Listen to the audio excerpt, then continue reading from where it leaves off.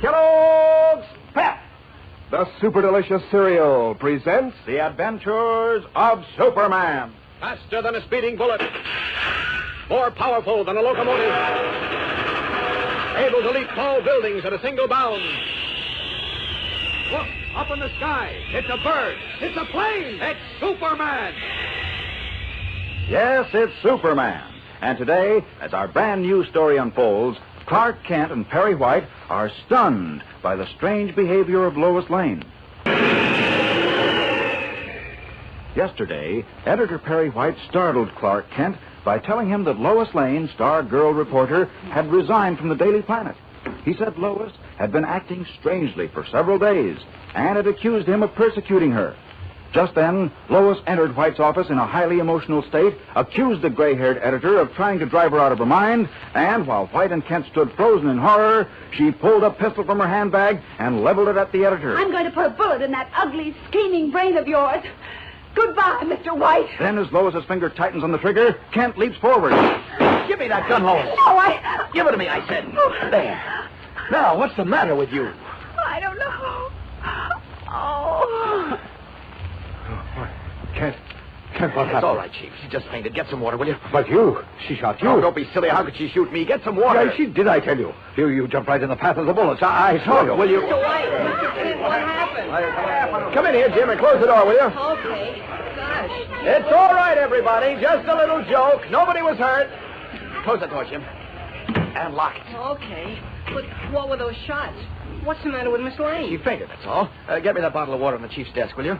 Yeah, sure, but what happened? I can't understand it. She shot you, Kent. Oh. What?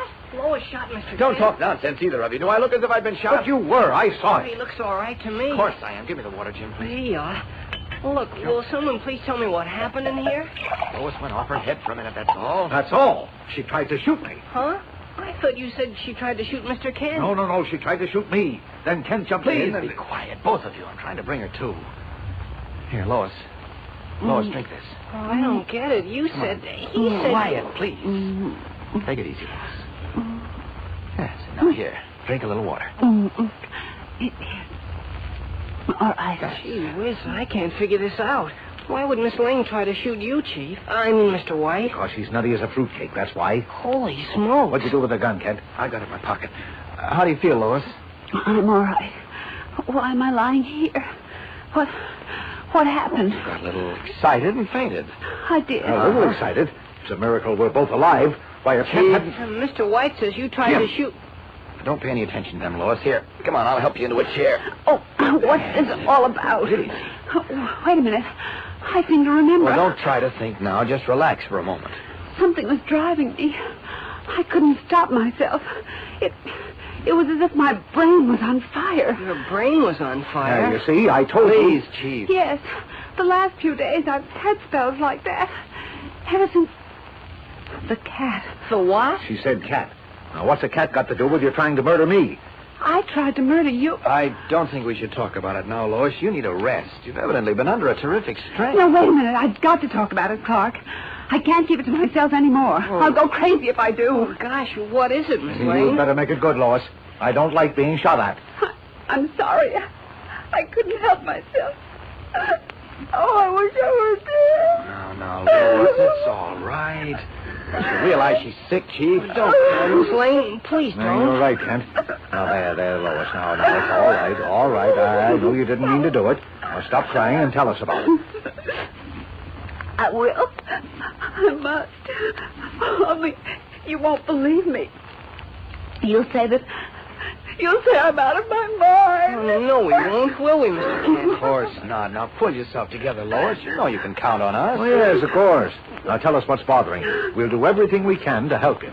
All right, I'll tell you. On Christmas Day, somebody sent me a cat for present. A beautiful fawn-colored Siamese with blue eyes. Well, who sent it to you? I don't know, Jim. There was a big red bow tied around his neck, and there was a card attached to it. And the card said, "Merry Christmas from an admiring reader." Oh, one of your fans. I suppose so. Well, anyway, my sister Diana and a few other people dropped in during the afternoon, and we had lots of fun with the cat. And when I went to sleep that night, it curled up on the foot of my bed. And then, sometime in the middle of the night, it happened. What happened? A voice woke me up. It was calling me. A voice? Whose voice? I didn't know at first. I sat up in bed, listening. At first it was all quiet, and then suddenly I heard this strange voice calling me. Wake up, Miss Lane. Wake up. Wake up, Miss Lane. I thought someone had broken into my apartment. I was frightened, but I managed to say, Who is it? It is I. Who are you? What do you want? I want to warn you. Warn me? What do you mean? You're in great danger, Miss Lane. Danger? Yes. You think I've told myself that, Clark? Whoa. I've repeated it over and over, but this cat keeps waking me up in the middle of the night, and it does talk. Oh, that I gotta see. Well, it I mean, does. here. Ah, poppycock, a talking cat. There's no such thing. You're tired, Lois, nervous, and your imagination is working overtime. Now, the thing to do is to see the cat. Nonsense. Get rid of the cat. Send it to the SPCA or something. I can't do that, Chief. Why not? Because don't you see that I must know for sure whether this cat really talks or not. If it does, then I'll know that I'm all right. But if it doesn't, well, then I'll know that I'm going out of my mind. Lois is right, Chief. Come on. Where? To Lois's apartment to see the cat. What for? You don't think it actually talks, do you? That's what we're going to find out. Come on. Shaking his head in disgust, Perry White follows Clark Kent, Lois Lane, and Jimmy Olsen out of his office. What will they see or hear in Lois's apartment? Certain that a Siamese cat given to her for Christmas by an unknown admirer has been talking to her, Lois Lane has brought Clark Kent, Perry White, and Jimmy Olsen to her apartment to see the animal. Kent is now holding the fawn-colored cat in his arms. I can't see anything unusual about this cat, Lois. No, except that it talks. Oh, poppycock. We've been here half an hour. If it can talk, why doesn't it say something? Well, let's hear you talk, Kitty. Come on, say something. What's cooking with you, huh? Don't be a bigger chump than you are normally, Olsen. Now, look, Lois, you take a rest. Forget about the office and this cat business. We'll take it with us and drop us at the SPCA. I think the chief is right, Lois. No, wait, Clark. You don't think there's anything the matter with me, do you? Oh, of course not. You're just overtired. Yeah, that's what I think, too, Miss Lane. Sure. Well, I'm glad you all believe I'm sane. Oh, maybe I did just imagine the cat spoke to me. You all run along, then. I'll take a sedative and get some sleep. No, leave the cat, Jim. Well, I think we ought to take it along, Lois. No, I'm sure I'll be all right now, Clark. And I really do want the cat. Go ahead now. I'll be all right. Really, I will. Well, I don't know. Don't argue with her, Kent. Let her see for herself she was mistaken. Now, come on. Come along, Olsen. Okay, so long, Miss Lane. Goodbye, Jim. Bye, Clark. Bye, Chief. Lois. Bye, Lois. Get a good rest now. Yes, I will, and thanks loads. Come on, Kitty. Come on. We're going to take a nap. And don't you dare talk to me now. Relieved by her friend's assurance, Lois takes a sedative, pulls down the shades, and climbs into bed. The fawn-colored cat springs to the foot of the bed and regards her with curious blue eyes. Good night, Kitty. You don't go to sleep yet, Miss Lane. No. Don't. I said don't go to sleep yet, Miss Lane. Perry White, your enemy, was just here. He means great harm to you. He's driving you out of your mind. Listen to me, Miss Lane. He means you harm. Terrified, Lois presses her hand to her mouth to stifle a scream in her throat. Is the cat talking to her, or is she going out of her mind? Suddenly, like a bolt out of the blue, Lois Lane attempted to resign from the Daily Planet without offering any explanation. Finally, she confessed that she feared she was losing her mind, and went on to explain that a Siamese cat, which had been sent to her for Christmas by an unknown admirer, had been talking to her. After examining the cat, Clark Kent, Perry White, and Jimmy Olsen assured Lois that she was overtired and had imagined the whole thing. Well, somewhat relieved, the girl reporter agreed to take a sedative and go to sleep. But soon after she got into bed, she heard the strange cat voice speak to her again. As we continue now, Kent, White, and Jimmy have returned to the Daily Planet and are walking through the city room. Listen. All Lois needs is a good rest. I think I'll send her to Florida. Good idea, Kent? Swell idea, Chief. A couple of weeks of sunshine ought to get the kinks out of her nerves. Well, come to think of it, Chief, Mr. White, my nerves have been feeling pretty kinky lately. Oh, yeah? Well, get yourself a sun lamp, Olson. Oh. See you both later. Wait, Kent. Come into my office. I got something for you. You too, Olson. Something for me? What? Now, don't look so eager. It isn't anything to eat. Oh, gosh, what is it? Keep your shirt on, Jim. Mr. Grayson, the publisher of the Planet, sent wristwatches to the members of the staff for Christmas. What? You mean he sent me one? Yes. I guess he suffers from the same delusion that you do, that you're a reporter. Oh, gosh. They're here in my desk. Lois and I already have ours, but you two are away since Christmas, and, here. Here they are. Oh, say, that was very nice of Mr. Grayson. Yeah, it sure was. What jeepers, look at it, Mr. Kent. It's a honey. Uh-huh. Look at the swell gold van. Come in. And look at my initials on the back. Quiet, Olson. Now, what is it, Miss Backrack? Miss Lane called a few minutes ago, Mr. White. Lois? What did she want? Well, she sounded terribly disturbed, almost hysterical. Uh-oh. Gosh, I wonder if... Will you be quiet, Olson? What do you mean hysterical, Miss Backrack? What did she say? Well, she said to tell you and Mr. Kent that the cat talked again. What? I knew it. If you ask me, Mr. White, I think Miss Lane is having a nervous breakdown. She's been acting awfully Never strange. mind that. Now, what else did she say? Well, she said she had to get away, and she was leaving at once to stay with some friends. She was so excited, I couldn't get the name very clearly, but I think she said the Markhams. Lucille and Harry Markham. They live in Forest Heights. Did she say anything else, Miss Backrack? Yes, sir. She said for you to please come and get the cat, Mr. Kent. What? She was leaving word with the doorman to let you into her apartment. Oh, anything else? No, sir. Look, Miss Backrack. Now, don't mention this to anyone, you understand? It might embarrass Miss Lane later. Oh, no. I won't mention it to a soul. Miss Lane is such a lovely girl. I only All hope right, that... all right. Thank you, Miss Backrack.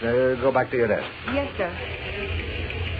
Confound it, Kent. I thought we'd talk Lois out of that cat nonsense. Either she's in pretty bad shape Oh, the cat did talk, eh? Now, look, Kent, don't you start that puppy cat. Well, I wasn't thinking of the cat. I was thinking of something else. What, Mr. Kent? Just a little idea that might be worth investigating. Come on, Jim. Come on, Jim. Where? What idea? I want to have a look at Lois's apartment again, and something else. Also, we've got to pick up the cat. Let's go, Jim. If anything comes up while we're gone, Chief, we'll be at Lois's apartment.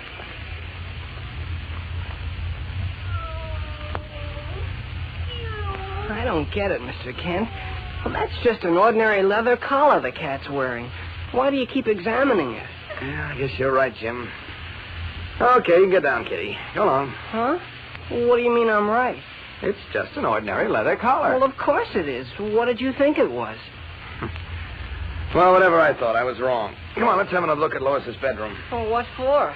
You've already done everything to it except rip up the mattress. Well, I just want to be sure. Sure of what? That the cat didn't talk. What?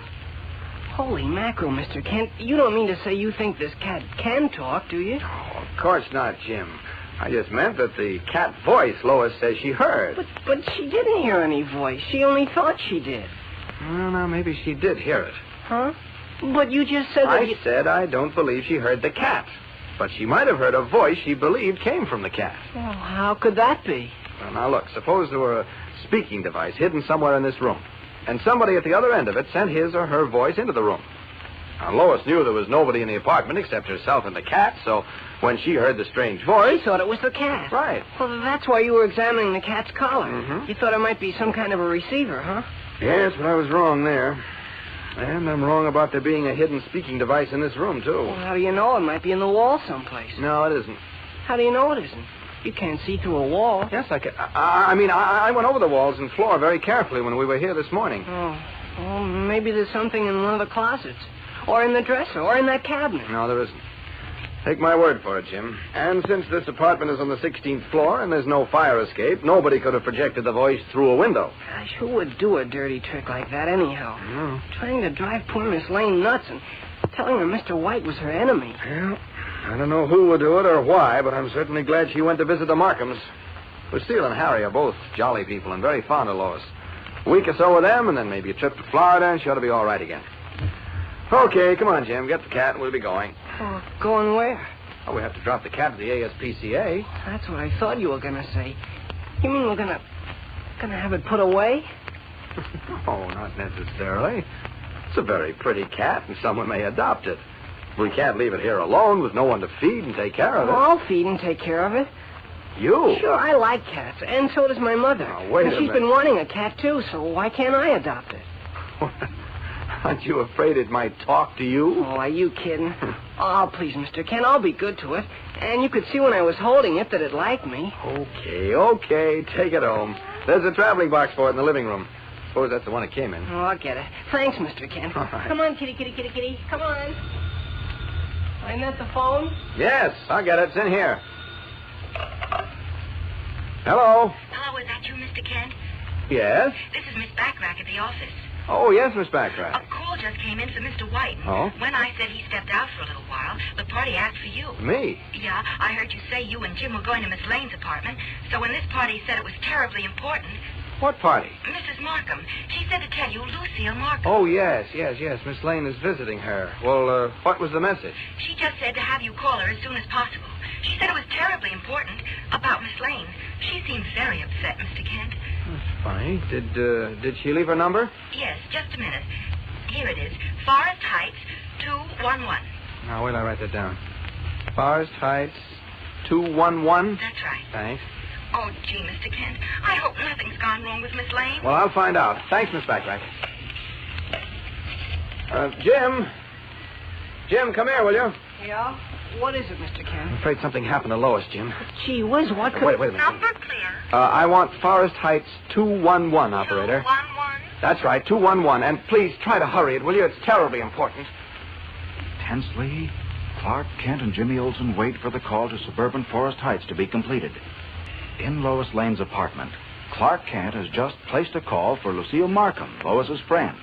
Jimmy Olsen stands by anxiously, the fawn-colored Siamese cat in his arms. Hello? Miss Markham? Lucille? This is Clark Kent. Oh, Clark, I'm so glad you called. Yes. Listen, do you know where Lois is? Lois, what? Well, she's at your house, isn't she? That's just it. She isn't. And I expected her hours ago. What's the matter, Mr. Honey, Kent? just a minute, Jim. That's strange, Lucille. She called the office before noon and said she was going to your place then. Yes, that's what she told me. She called about 11 o'clock and asked if she could stay with us for a few days. Uh-huh. She sounded terribly upset, Clark. Yes, I know. And of course, I told her we'd be delighted to have her. She said she was all packed and would leave at once by taxi. A taxi? Yes. Now, I expected her in time for lunch. You know, we're about 45 minutes drive from Lois' apartment. Yeah. But my goodness, here it is almost 3 o'clock and she isn't here. Oh, I'm worried, Clark. She really sounded quite ill. Oh, she is ill, Didn't Miss Lucille. Lane get there? No, she didn't, Jim. Gosh, what are you... Listen, Lucille, I'll look into it at once. You stay right there, and if you hear from Lois, call me at the Daily Planet, will you? If I'm not there, leave a message and I'll call you back. All right. And please call me as soon as you find out anything, Clark. Sure. I'm really terribly worried. I will, Lucille, don't worry. So long now. Golly, Mr. Kent, Just a minute, Jim. Lois disappeared. And I've got to think. This is strange. Very strange.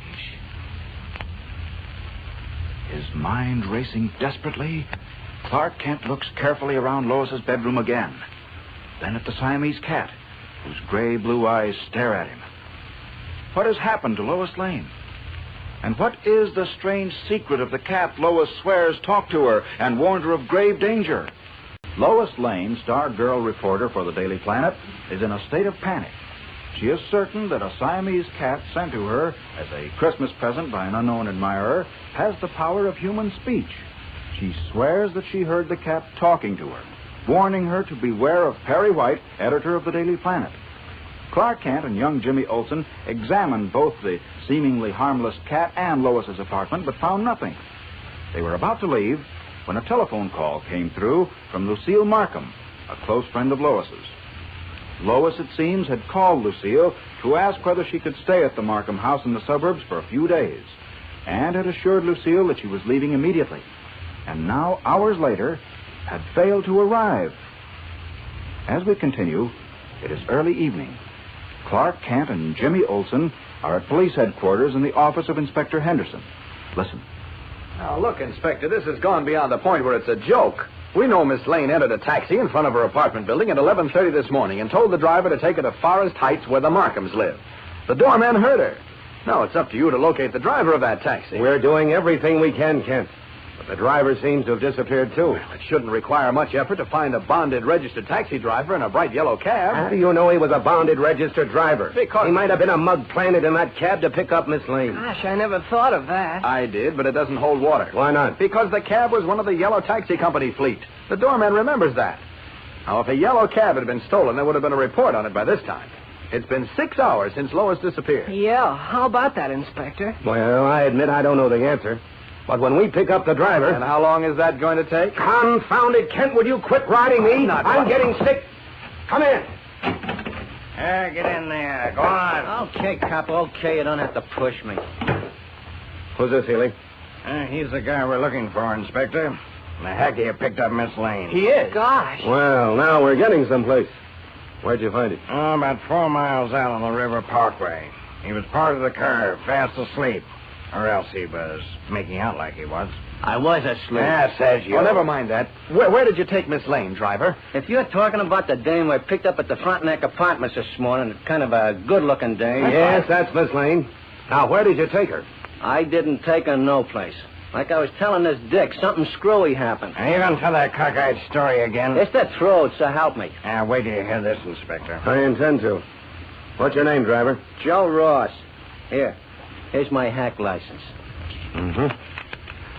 This license seems to be okay. All right, driver, start talking. But remember, I want the truth. Okay, here it is. I picked this dame up in front of the Frontenac Apartments about 11:30 this morning. She says she wants to go to some number on Maple Street in Forest Heights. I forget what the number was. 1219? Yeah, that's it. Uh-huh. I cut over to Ridge Road and picked up the Parkway. This dame kept bothering me all the time to go faster. I never see such a nervous dame, and I see plenty driving a hack. But all of a sudden, about the time we hit the Parkway, I don't hear no more out of her. I look back, and she's fast asleep. Asleep, huh? Yeah, that's what he said. It's the truth. Well, Miss Lane might very well have fallen asleep from nervous exhaustion. Go on, Joe. Okay. Well, I drive a couple of miles on the Parkway, and I'm just passing a golf course when I hear a horn. And I see a big black funeral hearse coming up in a rear vision mirror. I pull over a little to let it go by, and... Here's where it gets good, Inspector. Let him talk, Healy. Yeah.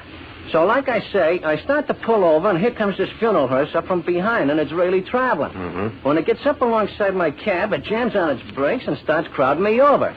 I yell and give my horn, but it keeps crowding me. I got to get right up on the curb or stop, or I'm going to get folded up like an accordion. Oh, what was the big idea? Why'd he crowd you? Well, you're here, buddy. When I start remembering this part, I get the shakes. Baloney. Hey, make this guy lay off me, will you? Stop it, Healy. Go on. Yeah. Well, I stop up against the curb, and a tall, skinny guy dressed all in black with a long tail coat and a high silk hat gets out of the front seat of the hearse and comes over to the cab. Right away, I start to feel funny. I get chills running up and down my back. He's a tall guy, dressed all in black, like I said, but his face is kind of yellow-white, like one of them guys gets their last ride in his hearse. His eyes, I never seen eyes like his before. Big and black and dead with blue shadows on them. I kept looking at his eyes, even when he started talking and waving his hands. Long, skinny hands like a skeleton's. Oh, jeepers. Go ahead. Well, this guy comes over to the cab, and when he talks, his voice gives me the creeps for sure. Sounds like it's coming out of a grave. I beg your pardon, but I seem to be lost. I wonder if you could direct me to the Pleasant Valley Cemetery. The what? The Pleasant Valley Cemetery. Surely you know what a cemetery is? Yeah, sure, but I never heard of that one. How strange. Look, mister, I gotta be going. If you'll get your hearse out of the way, I must find the cemetery before dark. I simply must. I wonder if the young lady in the back seat can help me. No, she can't help you. Look, mister, Is she dead? Dead? No, she's just sleeping. Are you sure? Yeah, of course she's sleeping. She may be dead. Why don't you look and see? I remember turning around to look at the dame when he said that, and And that's all I remember until this dick here woke me up. The dame was gone, and so was the guy in his hearse. Sleeping lizards. Ever hear a yarn like that before, Inspector? No, and I don't believe it. It's the truth. Sir, help me, it's the truth. Come on. Give it to her straight. I think he is giving it to us straight, Healy. Thanks, mister. Now, look here, Kent. Just a moment, Inspector. What I want to know at the moment is far more important. Where is this Pleasant Valley Cemetery? Never heard of it. Yeah, me neither. Well, you should have some sort of a directory of places like that. I have. Right here on the shelf. Oh, good. Here we are. Now, let's see. Cemeteries. Oh, here we are. KLMNOP. Clam Valley, Pineville, Pine Manor. Just as I thought. Where is it, Inspector? There is no Pleasant Valley Cemetery. What? And what's more, there never was one. Shifting uneasily, the nervous, sweating taxicab driver gulps and turns pale. Is he lying? 2 hours have passed since Joe Ross, the taxicab driver, recounted his weird and almost unbelievable story at police headquarters.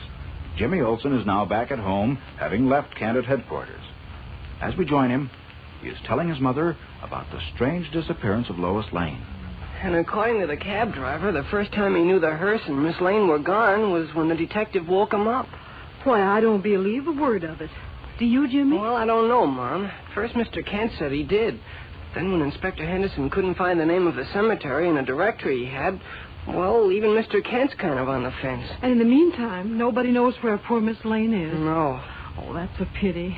She's such a nice, sweet girl. Why would anyone want to do her harm? Well, there are a lot of punks in this world, Mom. A lot of them. Yes, I suppose so. Well, I think I'll go up to bed, Jimmy. I'm a little tired. Okay, I'll sit up a little longer. Mr. Kent may call. He said he would if anything broke. Good night, Jimmy. Don't forget to let the cat out before you come up. No, I won't. Oh, where is it? In the kitchen, I think. Good night, Jimmy. Good night, Mom. Here, kitty, kitty, kitty, kitty. Come on, kitty. Come on, fella, come on. Come on, up in my lap. Yeah, that's the boy. You don't know it, but you're the cause of all this trouble. Yes, you are. You started everything. If someone hadn't sent you to Miss Lane, everything would have been all right. You like to have your neck rubbed, don't you? Feels good, doesn't it? You know, it's too bad you can't talk. If you could, maybe you'd be able to tell us a few things. You're in danger, Jim. Who said that? Beware of Perry White. Who's talking? He'll do to you what he did to Lois Lane. Leaping lizards. It's the cat. Rooted to the chair, Jimmy stares in frozen, wide-eyed fear at the Siamese cat, which, curled up on his lap, looks up at him out of its strange blue eyes. Did Jimmy actually hear human speech coming out of the cat's mouth? When a Siamese cat, a Christmas gift from an unknown admirer, seemed to be talking to her in a human voice, Lois Lane, in a highly nervous state, left by taxi for a friend's house in the suburbs. But she never arrived at her destination. And the taxi driver, finally picked up by the police, told a strange story of being stopped by a ghost-like man in a funeral hearse, who, after asking directions to a cemetery which didn't exist, said that Lois was dead. The taxi driver claimed that he had then mysteriously fallen asleep. And when he awoke, both Lois and the ghost-like man had vanished. That night, Jimmy Olsen, who had taken the Siamese cat to his house, apparently heard the animal speak to him, warning him against Perry White. Well, as we continue now, it is the following morning, and Jimmy is standing nervously at the door of Editor Perry White's office at the Daily Planet. Finally, drawing a deep breath, he gingerly opens the door. Listen. Come in, Olsen. I want to see you. No, sir. What? I can't right now. Do you know where... What do you mean you can't? I'm awful busy. Do you know where Mr. Kent is? He's out looking for Lois. Oh, where? I got to get a hold of him. How do I know where? Will you come in here and close that door? I don't like long-distance conversation. I can't hear what you say. And I don't like to shout. Yes, sir. No, sir. Haven't you got any idea where Mr. Kent is? I've got to see him right away. I told you he's out looking for Lois. And unless you come in and close that door, Thanks. Close it! Come on, sir! Oh, no, not me. Close it! Come on, sir! Close it! Later, Mr. White. I'm awful busy I now. said come here! But I'm awful busy. I'm terribly busy. Will you come in here, or do I have to drag you in by the scruff of the neck like a cat? Oh, jeepers. He said a cat. Well, I'm waiting. Oh, guess he's got me. Okay, Mr. White. I'm coming. Come on, move! Yes, sir. He's busy, okay. Of all the insolent nonsense. Well, what are you standing there for? Go into my office. Yes, sir. But don't touch me. I ought to cut you limb from limb. I ought to boil you in oil. No, don't. What in thunderation's the matter with you? Me? Yes, you. And stop walking backwards. Stand still. Yes, sir. I... Okay. You've got me. I what? You've got me. But you better not do anything to me. I left a note for Mr. Kent, telling him what the cat said, and if anything happens to me, he'll know you did it. I did what? Whatever you're figuring to do to me. I'm going to cut you up in little pieces and feed you to the squirrels. I'm going to chop you up and make a nutty fruitcake out of you. That's what I'm going to do. You better not. Oh, he says I better not. I will. I'll do it. No, my blood pressure. My heart. I can't stand it. I've got to pull myself together. Now, look, Olson. Let's get this straight man to man. Oh, I've got it straight. Wait a minute. Now, what's this about leaving a note for Kent? Well, I did. Just in case you did something to me, like the cat said. The cat? What about the cat?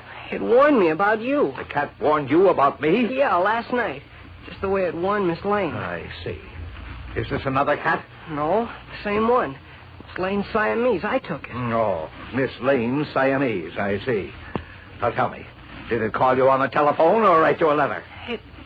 It talked to me. It talked to you. Just the way we're talking now, eh? Face to face. Well, it was in my lap, and... Go on. Well, I've still got my reason. Well, it said you were out to get me. It warned me to be careful. Oh, Lord, give me strength.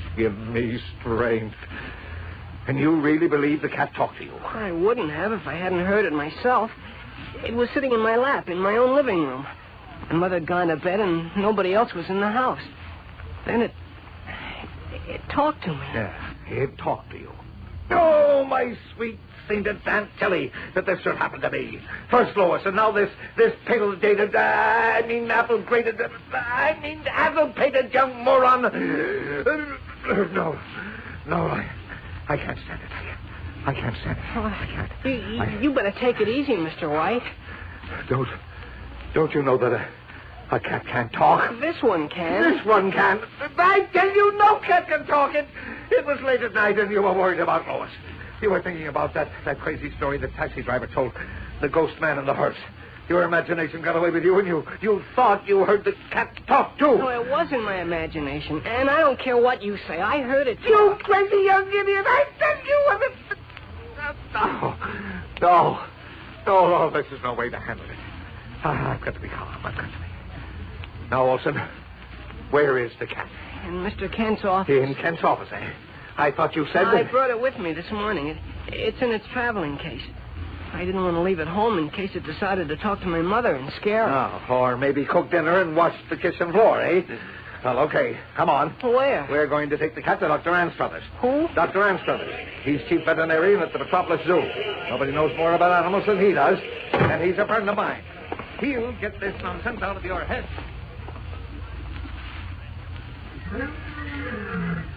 Come in here, Perry.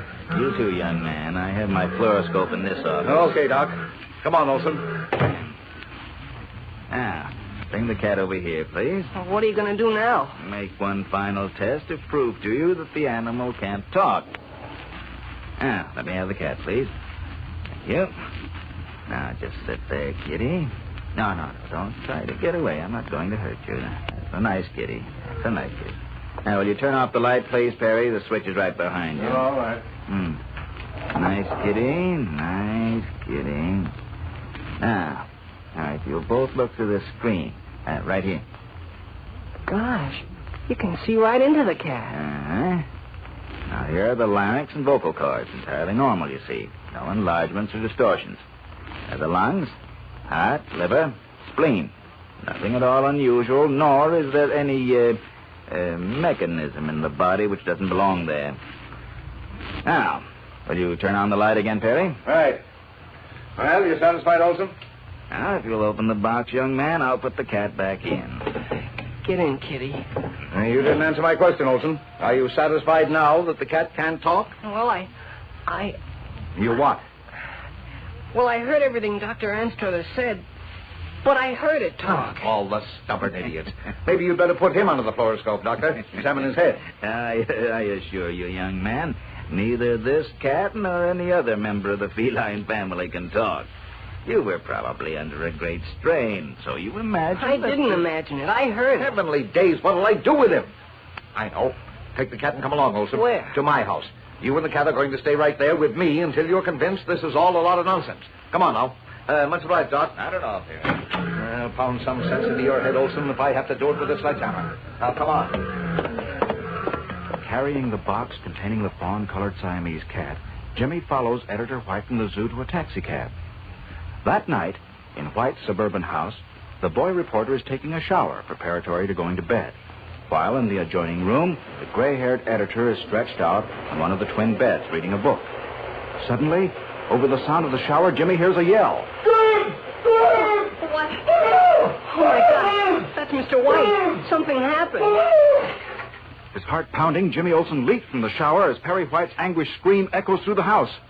What has happened? As he was taking a shower in Perry White's house, Jimmy Olsen heard the gray-haired editor scream his name. Throwing a bathrobe around him, Jimmy rushed into the adjoining bedroom where he saw White sitting bolt upright in bed, his eyes popping, pointing a trembling finger at the fawn-colored Siamese cat crossed on the bed near his hand, its strange blue eyes regarding him curiously. What happened, Chief? Well, The what? The cat. Yeah, what about it? Well, It what? Sleeping lizards. You mean it talks? Yes, it... Help me. Help me. Listen. Help me, Mr. White. Help me. Cleeps. It's Miss Lane's voice. Help me. Please, help me. Save me. Save me before it's too late. Please, Mr. White. Trembling, Please. their hair literally standing on end, Jimmy Olsen and Perry White hear Lois Lane's anguished voice pleading for help, apparently coming from the mouth of the Siamese cat. Is this magic or madness? Well, driven almost out of her mind because she claimed a Siamese cat presented to her as a Christmas gift had been talking to her in a human voice and warning her against Perry White, Lois Lane, in a state of panic, started for the home of a friend, only to disappear mysteriously on the way. Jimmy Olsen took the cat to his house, and that night the animal apparently spoke to him, too, repeating its warning against Perry White.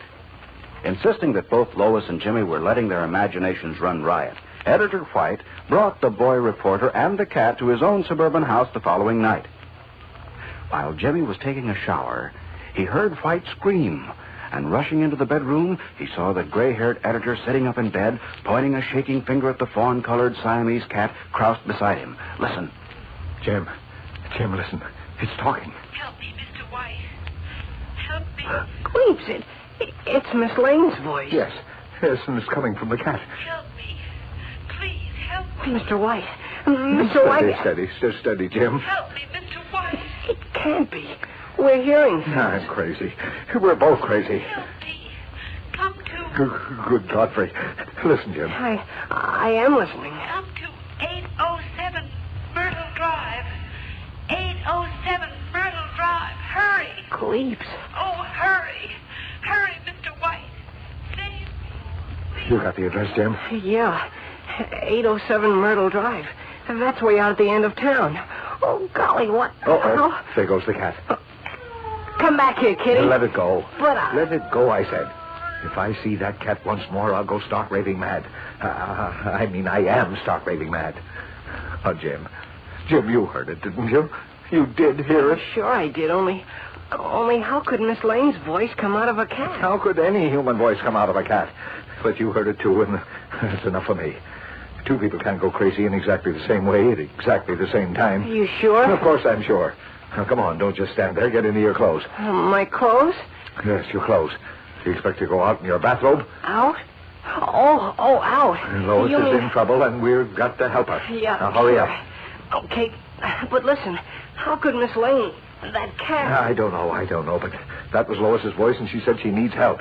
Oh, where's my other shoe? Oh, here it is. But listen, how... I don't want to listen to any more hows or whys. I don't know any more than you do. Something screwy. We're going to find out what it is. But first, we've got to find Lois. Sure, but how can we find her? She told us where she is, didn't she? Sure, but if she isn't... Isn't what? Alive. What are you talking about? Didn't you just hear a voice? Sure I did, coming out of a cat. And that undertaker guy yesterday who stopped the taxi Miss Lane was in said... Never mind what he said. I don't believe there was any undertaker guy. The taxi driver was lying. But when Mr. Kent talked to you this afternoon, he said they hadn't been able to break his story, and he didn't have any police record. I know, and I still don't believe it. Aren't you dressed yet? I just have to put on my socks and shoes and my tie. All right. Get them on and meet me in front of the house. I'm going to try to reach Kent by phone and have him meet us. Pogo! Get my car out of the garage. Hurry up. Show your fat stumps.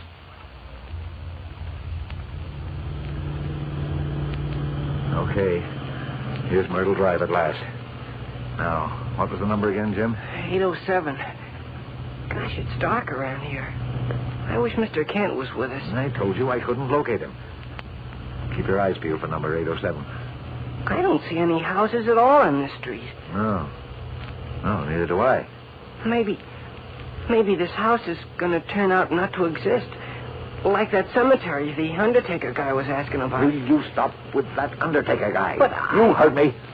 Okay. Oh, wait a minute, stop. There's a house. It would be all dark. Wait till I get the searchlight turned on it. Yeah. Can you see the number? No. Gosh, look at that crummy old shack. It's practically falling apart. Never mind that. Just find the number. I don't think it's got a number. It must have. No, wait a minute. Yeah. I think that's a number on the porch post there. Can you make it out? It's pretty faded, but I think I can... Uh-oh. What's the matter? It's number 807. Are you sure? Wait till I put on my glasses. You don't have to. It's 807, all right. But it's a deserted house. We'll find out if it is or not. Come on, Olson. You mean you're just going in there? Just like that? Oh, why not?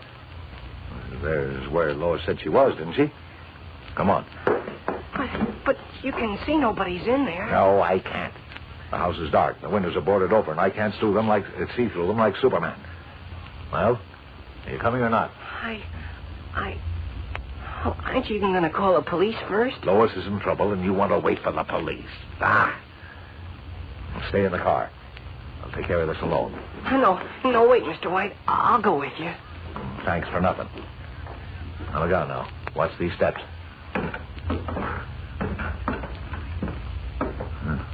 Because if they fall apart, a bird stepped on them.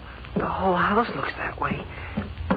Gosh, do you really think Miss Lane is in there? Well, that's what we're going to find out. I wonder if we ought to ring the bell. Yes. No, I don't know. Big help you are. Well, why not? Here it is.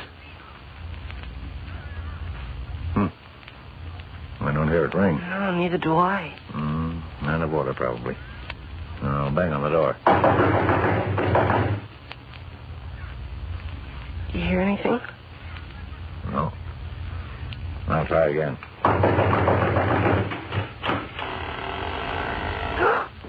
The door opened. Yes. I don't see anybody. Hello? Who are you saying hello to? To whoever opened the door. Nobody opened it. The latch was loose and the door opened when we banged on it. Oh. Come on. Oh, wait. You mean in the house? No, in your father's mustache. What do you suppose I mean? Come on now and stay close behind me. Holding their breaths, Harry White and Jimmy Olsen stepped timidly into the dark, dilapidated old house at 807 Myrtle Drive. What will they find? It is night. Perry White and Jimmy Olsen have come to a dilapidated, seemingly deserted old house on the outskirts of Metropolis in search of Lois Lane. Moving cautiously, they have just passed through the shadowy vestibule into the pitch blackness of a room. Can't see a thing. Wait till I light a match. Oh, no, don't. Why? Well, if someone's here, they'll see it. Well, that's what I want to find out. I don't want to trip over anything and break a leg. Now, here we are. The room's empty. Yeah. Except for about 6 inches of dust. Lois! Oh, What's the matter? you scared me. Yeah, that's too bad. Lois! Lois! Are you here? See, I told you she wasn't. Come on, let's get out of here. Not until we've gone through the house and made sure she isn't here. Go through the house? That's right. Lois said she was here and needed us. Now, come on. There's another room straight ahead. Light another match. You just told me not to. I know, but it's awful spooky in the dark. Spooky, my eye. Hey, what? What's the matter? Something ran between my feet. What? I don't know. Come on. Oh. Aren't you going to light a match? I've only got a few left in the package, and I don't want to waste them. What? Who laughed? I don't know. It sounded right near us. Yes, wait. I'll light a match. What's that? What? That knocking sound. Oh, my knees. Well, keep them quiet. Oh, my gosh. Perry White. Who said that? Light that match, Mr. White. There's nobody here. Then who laughed and talked? I don't know. The voices were in this room. Yes. Then who? Oh, what? The match burnt my fingers. Perry White and Jimmy Olsen. It's Perry White and Jimmy Olsen. Good God, Even lizards. It's Perry White and Jimmy Olsen. Petrified, Perry White and Jimmy Olsen stand in the dark, musty room of the old house, surrounded by strange, whispering voices, repeating their names over and over. It's Perry White and Jimmy Olsen. It's Perry White and Jimmy Olsen. It's Perry White and Jimmy Olsen. What is happening? First Lois Lane and then Jimmy Olsen seemingly heard human speech coming out of the mouth of a Siamese cat Lois had been given for Christmas. Soon after, Lois disappeared, and the taxi driver in whose cab she was last seen told a fantastic story of being forced to the curb by a black hearse, driven by a man with a ghost-like voice who spirited Lois away. The following night, Jimmy and Editor Perry White heard the cat talk in Lois's voice, pleading with them to come to a house on Myrtle Drive where she was in need of help. Unable to contact Clark Kent, Jimmy and White drove to the house alone. It was a ramshackle, abandoned mansion on the outskirts of Metropolis, where in the musty, inky darkness they heard strange and mysterious voices whispering their names. But when they struck a match, the room was empty and silent. And then, suddenly, eerie, witch-like laughter broke the silence. Startled, Jimmy Olsen clutched Perry White's arm. Did you hear that, Mr. White? You think I'm deaf? Somebody laughed. It came from the next room. No, it didn't. It came from this room. It caught my arm. I want to light a match. But you just lit one, and there was nobody here. Well, somebody's here now. Now, where? See? Nobody is here, except us. That's funny. I don't think it's funny. Come on, let's get out of here. Nothing doing. Oh, would you stop jumping like a scared grasshopper every time a match burns my fingers? Well, I didn't know. Listen, what's that? I don't... Take it easy now. That was just a door. Sure, but who slammed it? Quiet. But Quiet, I said. I don't hear anyone. Must have been the wind. There isn't any wind tonight. What the... That awful laugh again. It is in this room. Where'd I put the matches? Huh? I've got them. It's Perry White. Who said that? I don't know. Jimmy Olsen. Huh? It's Perry White and Jimmy Olsen. Perry White and Jimmy Olsen. Oh, golly. Now, just take it easy. Take it easy. Perry White and I'll Jimmy see who... Olsen. Blast it, I got the match. Perry White and Jimmy Olsen. I hear steps. Somebody... You hear me? I'm trying to find the matches. It's Perry White and Jimmy Olsen. I'm going to get out of here. You come back here. Nothing doing. Those awful voices. No, let go. Jim, what is it, Jim? Oh, I bumped into the wall. No, don't do things like that. Oh, who's that? Who's what? Don't you hear those steps? No. Well, they just stopped. There they are again. Yeah. Now they stopped. Now be careful, Jim. I guess those steps were me. You? Yeah, I was trying to find the door, but I'm all mixed up. I don't know where it is. Of all the dummies. Come here and help me look for the matches. No, Perry White and Jimmy Olsen. Perry White and Jimmy Olsen. Those voices. Here they go again. Mr. Perry White. White and Jimmy Olsen. Where are you? Mr. White! I'm right over here. Where? Right here. I don't want to move. I dropped the matches right around here. Listen to him. Let's get out of here. Let's call the police. We need the matches to get out. I'm all twisted around, too. Anyhow, Lois... I don't believe she's here. Well, she said she was. Huh. The voices stopped. Yeah, but maybe... Maybe what? Where are you? Maybe they're coming for us. Somebody touch me. Yeah, me too. Let go. Don't touch me. Get away from there. Get away. Get away. Don't touch me. Jim. Jim, let go. Let go. Stop it. It's me, Jim. It's me, You. Chief? Yes, you young idiot. You were fighting with me. Oh, my gosh. I thought... Oh, stop it. Get up. Oh, stop it. Stop it, I say. Oh, all that names and poops. I bet I'm all black and blue. Couldn't you tell who it was? Couldn't you? Oh, all right. Now, how are we going to find those matches? We must have rolled all over the floor. I don't know. Holy mackerel. Now what? I just remembered. I've got my fountain pen flashlight in my pocket. Look. Well, how do you like that? Of all the dumb, stupid... Perry White and Jimmy Olsen. There they go again. Yeah. Hurry, get that flashlight working. Okay, Perry White and Jimmy Olsen. There. Now, shine it straight ahead. No, not at me, you ninny. Not at the floor. Ahead. Yeah, okay. It's Perry White and Jimmy Olsen. I don't see anyone. Shine it behind us. Okay. Oh. Still nobody. Sweep it around the room. Yeah. Jeepers, that laugh is even worse than the voices. But where is it? I mean, they. I don't know. I'm sure there's nobody here. But there has to be. Those voices. Unless what? Unless they're ghosts. Ghosts? Will you stop acting like a lunatic? And who was talking and laughing? You said yourself the voices were right in this room. There's some hocus pocus going on, that's what. And we're going to find out about it. What's that? But it sounds like a cat. But where is it? I can hear it, but I can't see it. Never mind. Stop looking for it. What? Stop, I said. I don't want to see it. And all I want are cats for the rest of my life. It's not here. But I can hear it. Jim, Mr. White, help me. Huh? That's Lois. Help me, please, Jim. Mr. White. Lois! Miss Lane, where are you? Help me. Shine your light around, Jim. Yeah, I am. Do you see her? No. Neither do I. Oh, my gosh, Chief, I know now. You know what? Lois, where are you? No, wait. Wait, Mr. White, don't call her. Don't call Miss Lane. Why not? Because I know what this is all about. It's terrible, Mr. White. Please don't call her.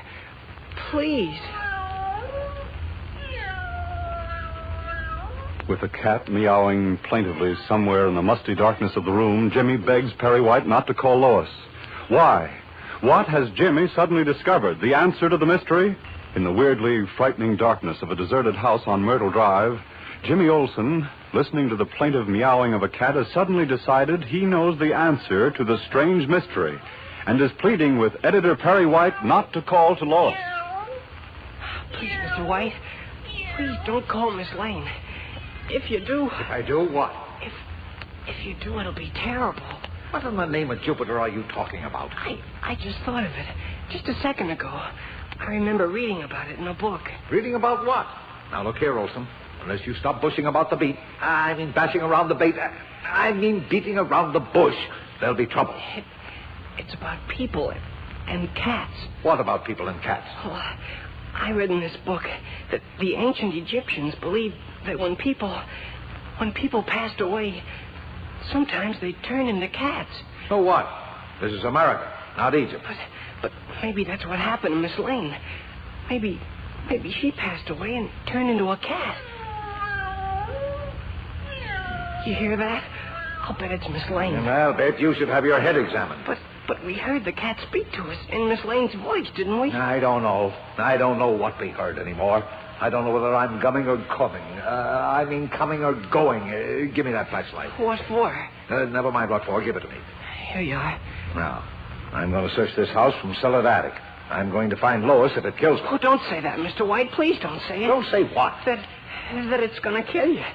If Miss Lane is dead already, and if you... Lois isn't dead. Nobody's dead, except you from the neck up.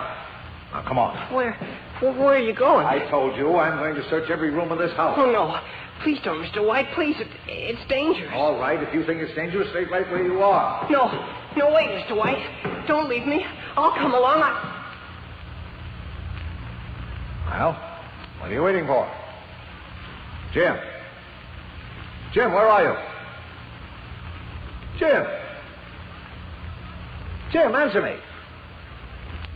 Where are you, Jim? Jim, in the name of heaven, answer me. Jim!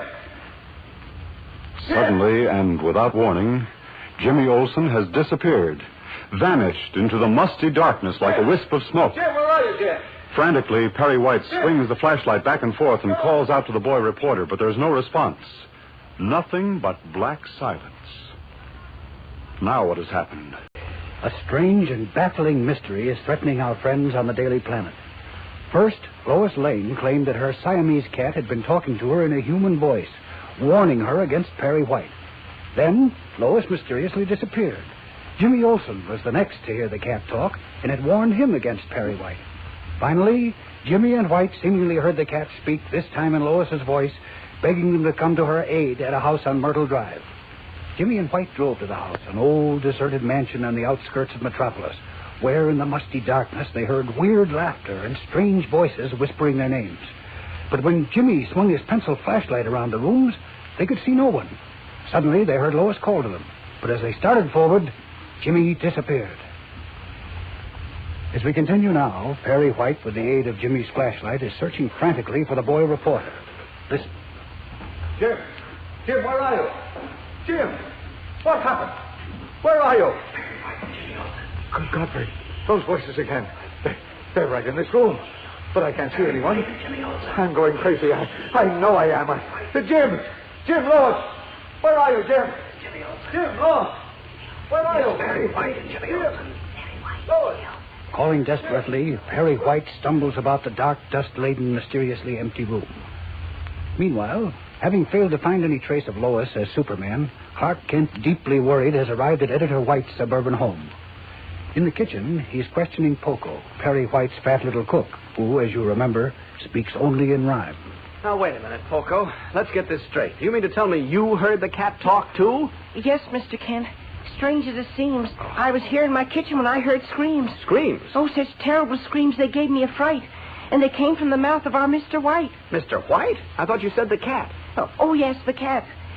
I'm coming to that. All right, get to it. Just give me the facts, and never mind the rhymes, Poco. It really takes me much more time to think of words which do not rhyme. All right, tell me in rhyme then, but talk fast, Poco. What about the cat, and where did Mr. White and Jim go? Oh, they went to help poor Lois Lane. Lois? We heard her voice so clear and plain. You heard Lois's voice? When? Where? It came from the mouth of the cat. What? As true as I'm short and fat. Oh, now, wait a minute, Poco. It's true, Mr. Kent. I swear it's true. But I heard her as clear as I hear you. You heard Lois's voice come from the cat? Yes, Mr. Kent. She was pleading for aid. Oh, dear, I was never so afraid. Of all the... You say you heard Lois's voice talking and asking for help? Yes, she was indeed. She told them to come with haste and speed. Oh, Mr. White phoned you, but you were away, so off they went without delay. Where did they go? Oh, to help Miss Lane. I know, but where, Poco, where? Oh, Oh, yes. First a number that rhymes with gate. What? Number Number 8. 8? Yes. Uh-huh. Then a number that rhymes with snow. What? Oh, that would be the cipher O. 8. Oh, all right, then what? Good heavens, can't you tell me without all this rhyming gibberish? Oh, don't scold me, please. I get confused, and then my poor brain is all abused. All right, I'm sorry. Do it your way. You said 8, and then O. Then what? Then... Oh, yes, I know. The final number rhymes with heaven. 7? Yes. How did you guess? All right, we have 807. Now, what does the next number rhyme with? Oh, first gate, then snow, then heaven. Yes? That's the number, 807. Oh, good. All right, now what about the street, Poco? And don't tell me you remembered that by a rhyme. Oh, of course I did. Oh. It's the name of a girl. A girl? And it rhymes with some creature as small as a squirrel. Oh, come on, Poco. What is it? I'm thinking. Was it a rabbit? No. Was it a bird? No. Come on. Was it a frog? No. Was it a dog? No. Good heavens, do we have to go through the whole animal kingdom? Think, Poco, think. Lois is in trouble. Mr. White and Jimmy may be in trouble, too. Oh, hurry, worry. You've got my brain in a terrible flurry. Oh, all right, now, steady down. Take it easy. And I warned you that abusing me would only end in confusing me. Well, I'm sorry. I'm very sorry. I didn't mean to abuse you. Just relax now and try to think. You said the street had a girl's name, right? Yes, and the name rhymed with... Yes? Shame. I'd forgotten the name. Oh, of all the crazy... Look, never mind, Poco. We'll try it another way. I'll run through as many girls' names as I can, and if I hit the right one, you stop me. I'm a fool. All right, never mind. Now, let's see. Abigail. Abigail? Anne? There's a Queen Anne's Court in Metropolis. Is it that? No, not that. Oh, dear. B. Barbara. Betty. It came. I have the name. You have? Well, what is it? Turtle. Turtle? I never heard of a Turtle Street. Oh, it rhymes with turtle. Oh. Bertle, Kirtle, Dirtle, Fertle. Girdle, Hurtle, Jertle, Kirtle. Myrtle. Wait, that's a girl's name. Yes, and the name of the street we seek, which I heard Miss Lane and the strange cat speak. There's a Myrtle Drive. The name is the same. 807 Myrtle Drive. All right, now listen, Poco. The cat is sleeping in Mr. White's room. Close the door so it can't get away. Do you understand? Oh, I won't go near it. I greatly fear it. Oh, it won't hurt you. Just close the bedroom door. I'll see you later. It's dark, so out of these clothes in a hurry. Talking cat, speaking in Lois's voice. It's ridiculous. There's something queer going on here. Something I don't understand. But I intend to find out. As Superman. There we are, all set. Up, and away! Leaping from Perry White's lawn, Superman streaks away through the night sky to the outskirts of the city, where he drops down before the dark, deserted mansion at 807 Myrtle Drive. Pushing open the sagging door, he strides into the house. Startled, Perry White, still searching for Jimmy, challenges him. Who's there? Don't be frightened, Mr. White. It's Superman. Oh, yeah? Now, you stay away from me. But I tell you, I'm Superman. And I'm the king as I am. You keep away from me now. I've got a gun. You haven't got any gun, but you have a flashlight. Shine it on me and you'll see who I am. I can't. I wore the battery out looking for... For whom? Where's Jim? As if you didn't know. As if Now, wait. No, don't come any closer. I'll hit you with a chair. You're one of them. One of whom? The voices. Voices? You took Lois Lane and Jimmy Olsen away. Jim? What happened to him? Oh, look, who are you? Well, what did you do to Lois? And where did you take Jimmy? I didn't... What do you want of us? Oh, please bring them back. Tell me where they are. Look, I'm going crazy. We're not getting anywhere this way. Where are you going? There's a package of matches on the floor. I've got to prove to you who I am. Those are my matches. I lost them before. You mean you can see them in the dark? Of course I can. Then maybe you are. See for yourself. I'll strike a match. There. You are Superman. Thank heaven. Well, at least we've got that settled. Between you and Poco, it's a wonder I'm not hearing cat talks, too. All right, now, tell me quickly what happened. Well, just a little while ago in this very room, Jim and I heard Lois call to us. You're sure it was Lois? Why, of course I am. Don't you think I know Lois's voice? And she was right in this room with the other voices. What other voices? Well, they kept saying, Perry White, Jimmy Olsen, Perry White, Jimmy Olsen, until I thought I'd go mad. Then we heard Lois, and right after that, Jim disappeared.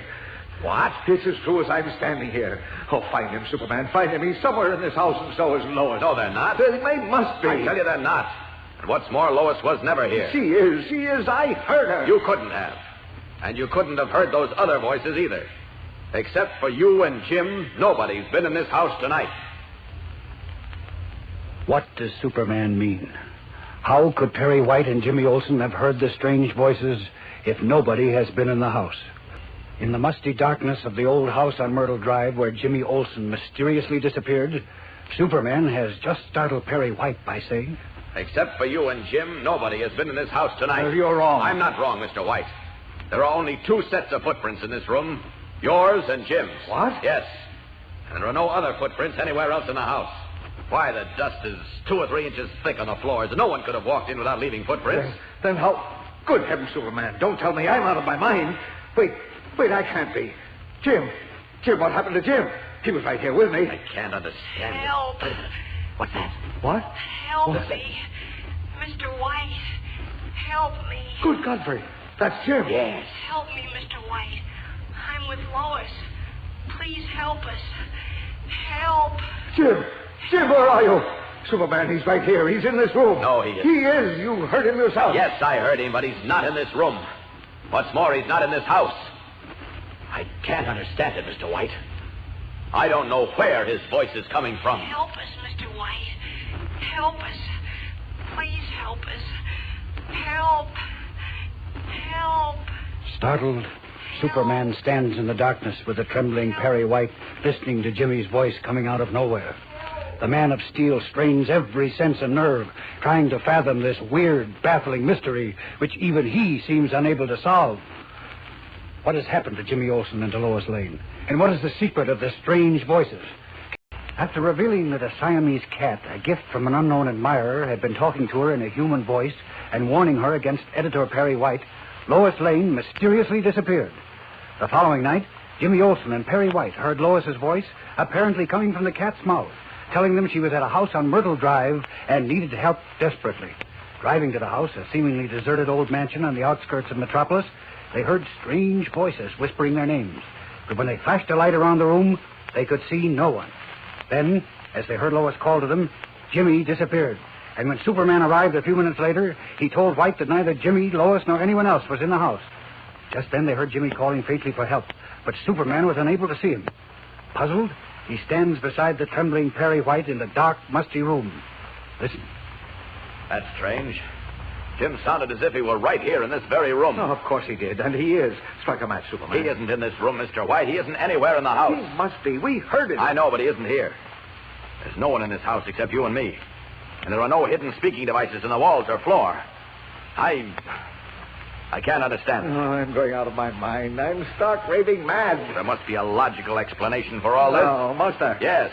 Cats talking like human beings. Lois disappearing from a taxicab in broad daylight. Jim vanishing in the thin air. What's the matter? Oh, a cat. Did you hear it? Yes, there's a cat on the front porch. You're sure I didn't just hear it like I heard the voices? Of course not. It's on the front porch, I tell you. Maybe it's Jim. Huh? Or Lois. What? Maybe we're all crazy. Maybe the Egyptians were right.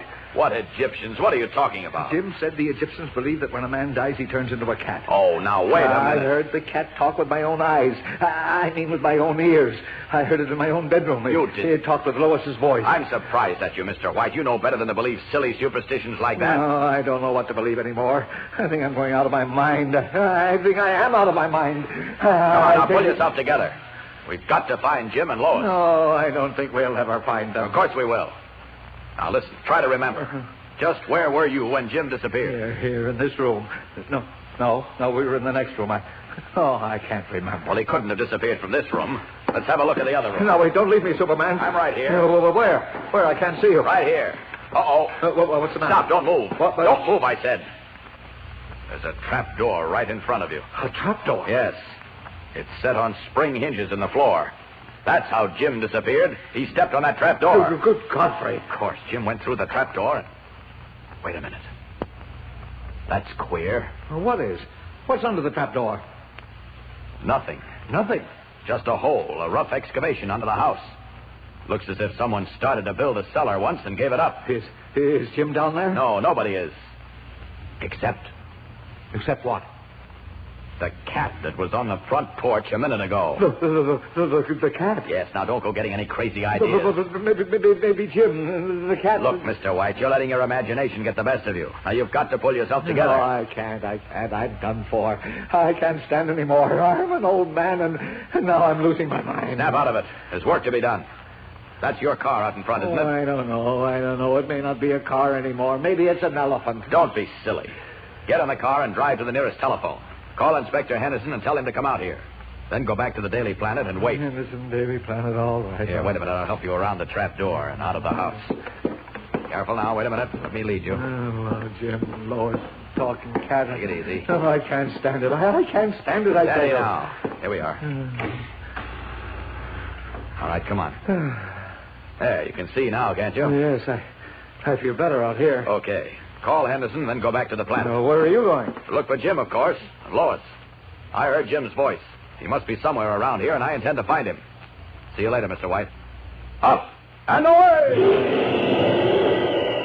Leaping from the rickety porch, Superman circles above the mysterious dark house, then widens his range to search every inch of land below him within the radius of a mile.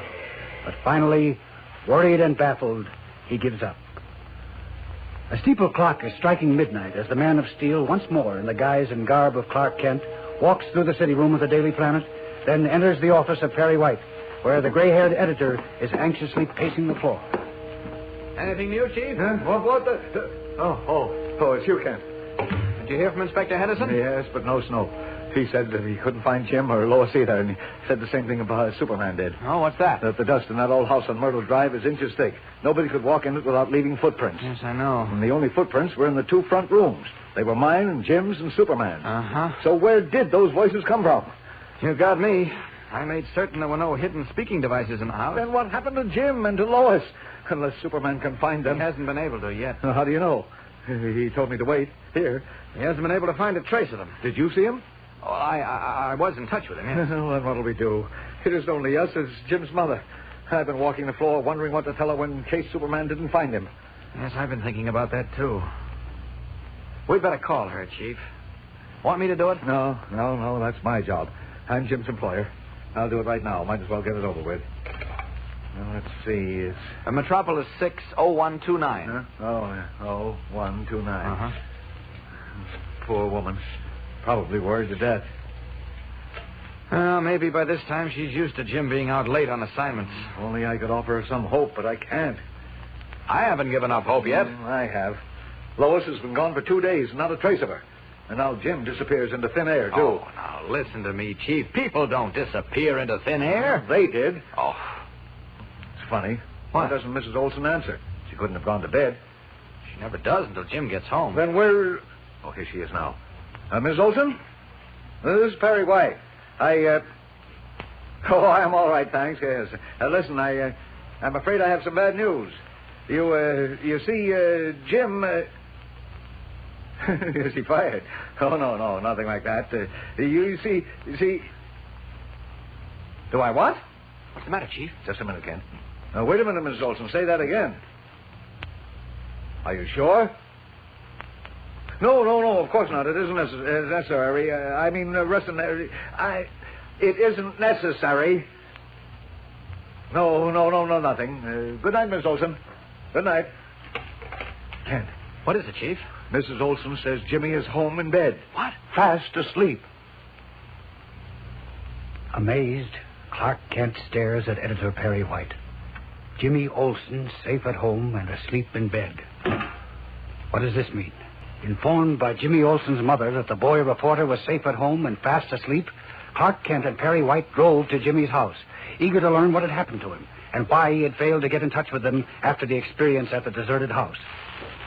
As we continue now, Mrs. Olsen is leading the way to the stairs which ascend to Jimmy's top-floor bedroom. Now, we're sorry to disturb you at this hour of the night, Mrs. Olsen, but it's very important that we talk to Jim. Oh, that's perfectly all right, Mr. White. I know how it is in the newspaper business.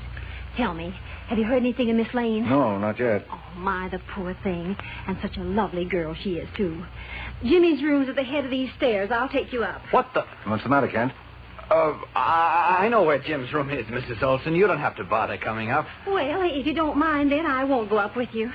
These stairs are a little hard on me as I get older. Oh, sure, you're not old. Of course not. Look, did you say you saw Jim come home tonight? Well, no, I didn't see him. You didn't? But I heard him. Oh, I see. What's the matter with you, Ken? She said Just that... a minute, Chief. Go on, Mrs. Olson. Ever since I had the flu, Jimmy won't hear me waiting up for him anymore late at night. But I always hear him come in. And you heard him come in tonight? Well, yes, about an hour ago. Ken, do you have to play detective at 1 o'clock in the morning? Sorry, Oh, sorry. Now, don't mind him, Mrs. Olson. He's dizzy. Now, you go on back to bed. All right, then. Good night, Mr. White. Good night, Mr. Kent. Good night, Miss Olson. Night. Come on, Chief. Hurry. Oh, now you're in a hurry. You waste 10 minutes asking dumb questions. They weren't dumb. Oh, no? What difference does it make when Jim came home? The difference is that he didn't. What do you mean he didn't? Get ready for a shot, Chief. That's Jim's bedroom. What's the matter with you, Ken? Nothing's the matter with me, but... Open the door. All right. Wait a minute. I'll switch on the light. Look, Chief. Look at what... Good Godfrey! What's that cat doing on Jim's bed? I don't know. And where's Jim? I'm not sure, Chief. But I'm beginning to get an idea. Pale and trembling, Perry White stares at the cat on Jimmy Olson's bed. A cold black cat that, awakened by the opening of the door, rises and stretches, mewing plaintively, its green eyes glowing like emeralds. What does this mean? Where is Jimmy, and why is there a strange cat in this place?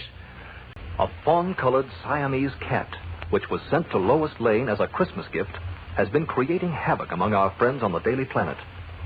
First Lois, and then Jimmy Olsen said the cat had spoken to them in a human voice, warning them to beware of Perry White.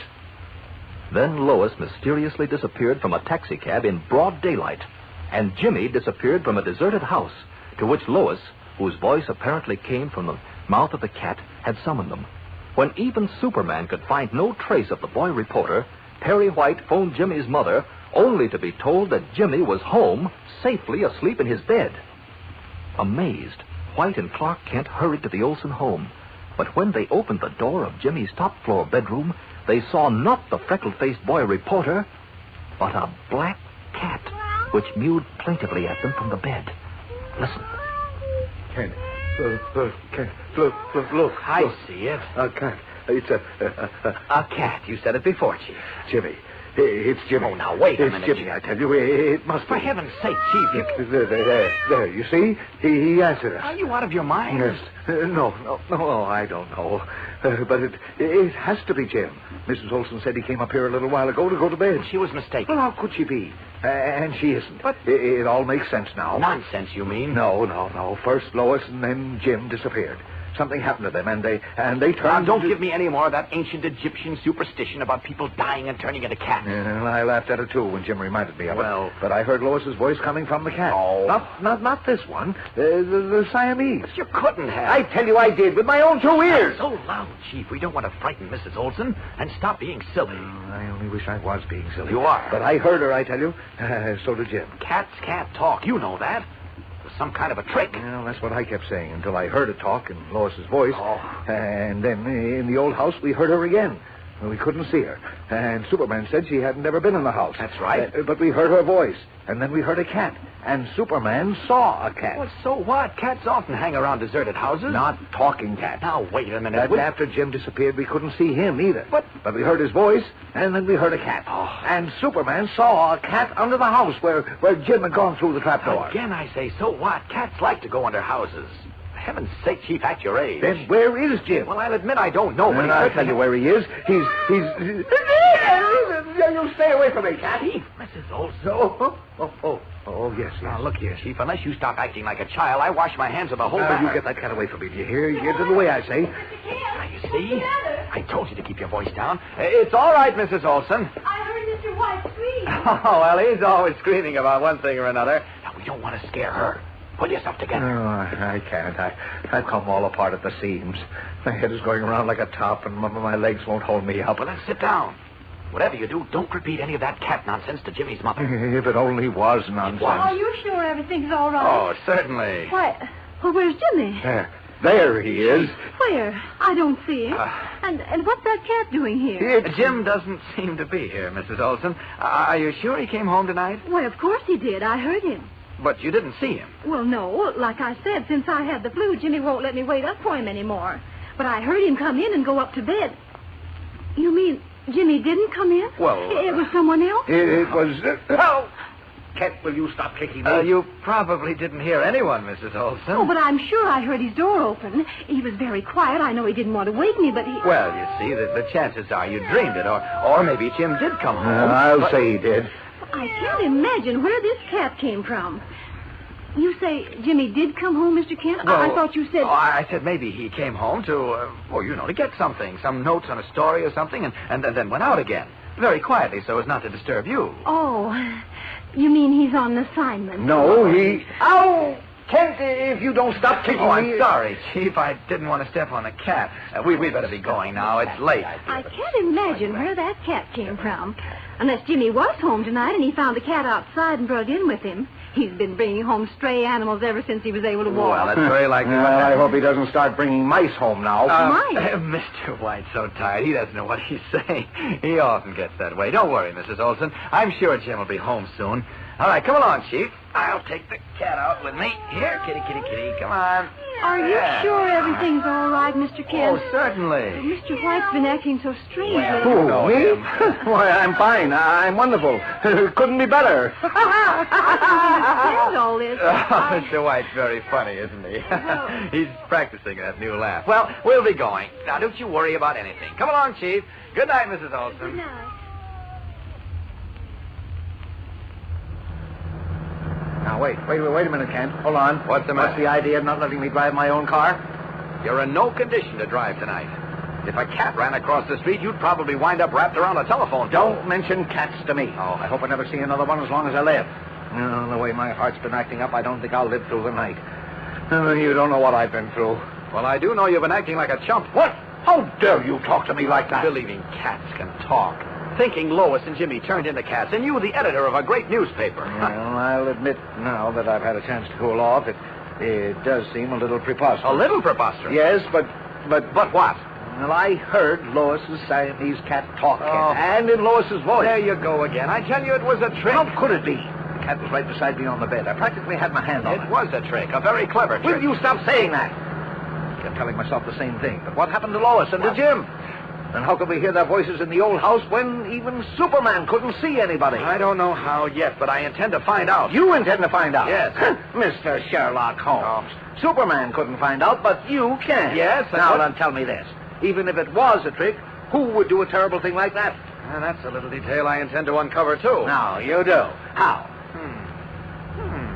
Will you stop making noises like a cat? What? No, I won't say it. Hey, look out for that plane. What? Pete's sake, will you take it easy? I saw it. Scare me like that. What did you start to say? Yes.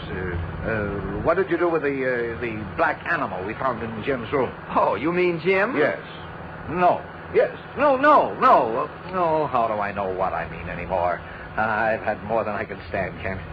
I'm not a young man anymore. I can feel my heart palpitating. I can feel my arteries hardening. I know, Chief. I know, but you can relax. I'm going to have this mystery solved before this night is over. What do you mean? How are you going to leave it to me and take my word for it? Before this night is over, I'll have the answer to the mystery.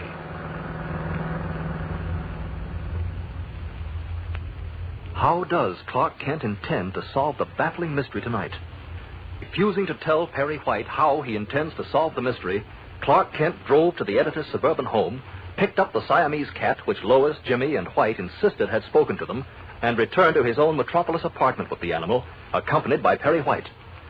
Now, as the mantel clock points to 2:45 in the morning, the fawn-colored cat, having explored the small apartment, springs to the divan and curls into a furry ball, its strange gray-blue eyes regarding Kent curiously.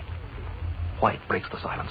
Will you please tell me what this is all about, Kent? What's the idea of dragging me and that confounded cat to your apartment at this hour of the morning? And I brought you because I'm going to need your help, Chief.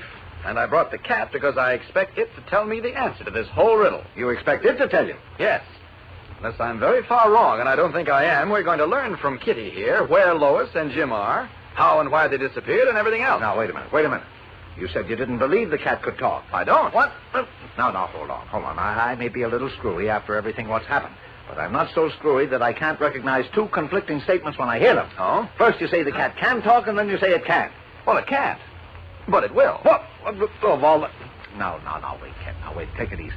All this wacky stuff is beginning to get you, too. What? Now, I'll tell you what. You take a warm bath and go to bed. I'll sleep out here on the You sofa. think I'm going crazy, don't you? Huh? No, of course not. No, you don't. You're just a little tired and over-anxious like I am. Oh. Your nerves are frizzled. They're what? I mean frazzled. Oh. Now listen to me, Kent. You take a shower and... Wait. Huh? Well, what's the matter?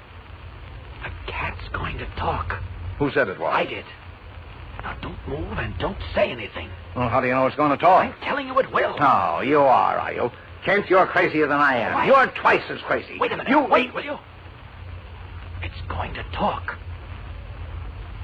It's going to talk now. Tensely, their eyes glued on the fawn-colored cat, Clark Kent and Perry White wait for it to talk.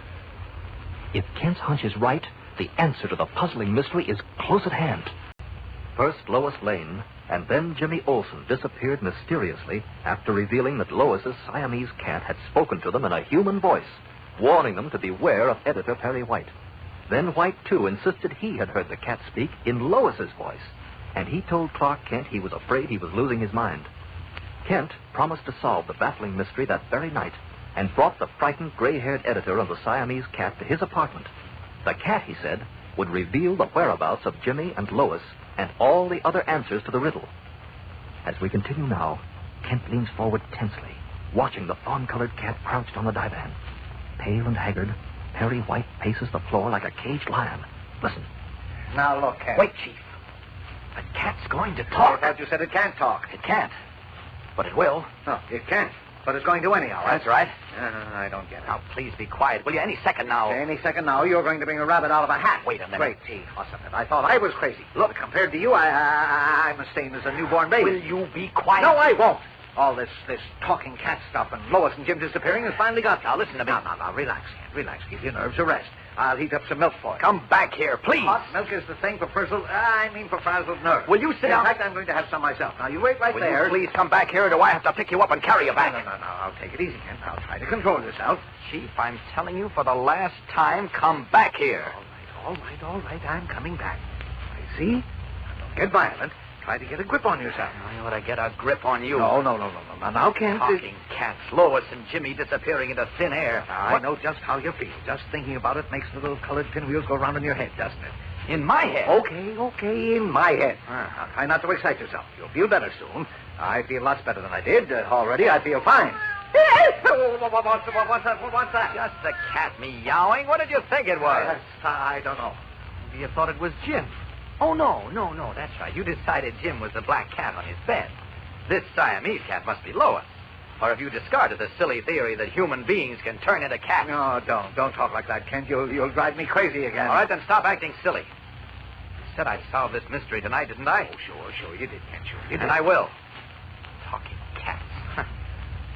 Now, why doesn't it speak? Well, maybe it doesn't feel like talking. No, it feels like talking, all right, and it will, too. No, it will, huh? Yes. And are you sure you won't let me fix you some nice hot milk or maybe a nice hot cup of tea? Huh. Car's still here. A car?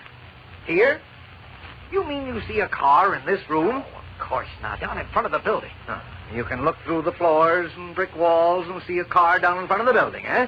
Just like Superman. Huh? No, that's fine, Kent. That's fine. Now, what kind of a car is it? A trolley car? No, it's a little coupe. Oh, did I say I saw it? Oh, I meant I heard it. I've got pretty sharp ears. Yes, of course you have. You've got ears like a cat. I mean, a fox.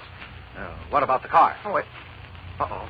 Now it's driving away. Hey, I don't understand this. Don't try to understand it. Just forget all about it. Drink some hot milk and go to bed. The police are bound to find Lois and Jimmy. I hope. They can't. We've got the cat.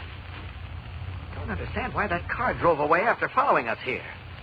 I was sure it was somehow mixed up in this What car followed us? The little coupe. It was parked near your house when we got there this evening. When we came out with the cat, it followed us here. Are you sure? Of course I am.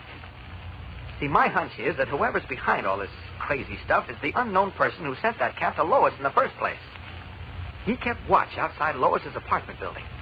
And when Jimmy took the cat to his house, this unknown person trailed him. And when the cat was taken to your house, he trailed it there.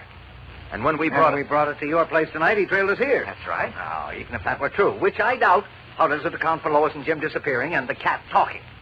Oh, this Man must have a way of making a voice seem to come from the cat. You mean he's a ventriloquist? What? No. He stands on the sidewalk below Lois's apartment and sends his voice 16 stories up and out of the cat. Oh, of course not. Then how did this unknown magician do it? I don't know. I was sure I'd find out tonight when the cat talked.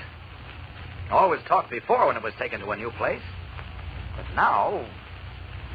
Now what? Now I don't know.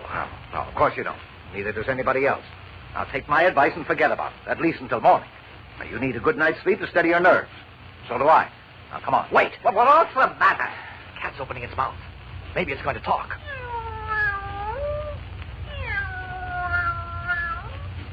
That's quite a speech, you made. Come on. We both need some sleep, and we'll be fresh and sane in the morning. Now, you go to bed. I'm not sleeping. Of course you are. No, I'm of not. course you are. You're just too tired to know it. Must be 3 o'clock in the morning, what? What's the matter? My wristwatch says only 11:30. Oh, you must have forgotten to wind it. That mantel clock keeps pretty good time. It's 10 minutes to 3. I didn't forget to wind it. Uh-oh. Listen to it. Sounds like all the parts come loose. Yeah. I must have broken it during the excitement at that haunted house tonight. Too bad. Oh, come on, Kitty. Talk to me, will you? Here, come here. Sit in my lap and tell me what happened to Jim and Lois. Now, come on up here. Oh, stop it. You give me the shivers. I'm sure that coupe had the answer. And stop with the coupe. There probably never was one. No, I'll have to leave this watch at the jeweler's. I gave my old one to Poco when Mr. Grayson gave us these new ones for Christmas. Oh? Oh, you can have mine. I've got an extra. Be careful, Mr. Chief! Kent. Who said that? The cat! Be very careful, Mr. Kent. Quiet, will you? Quiet. Beware of Perry No, White. no. Quiet, Chief. Perry White is out to get you. Just the way he got Lois Lane and Jimmy Olsen. That's a dirty lie. I warned Miss Lane, but she didn't believe me.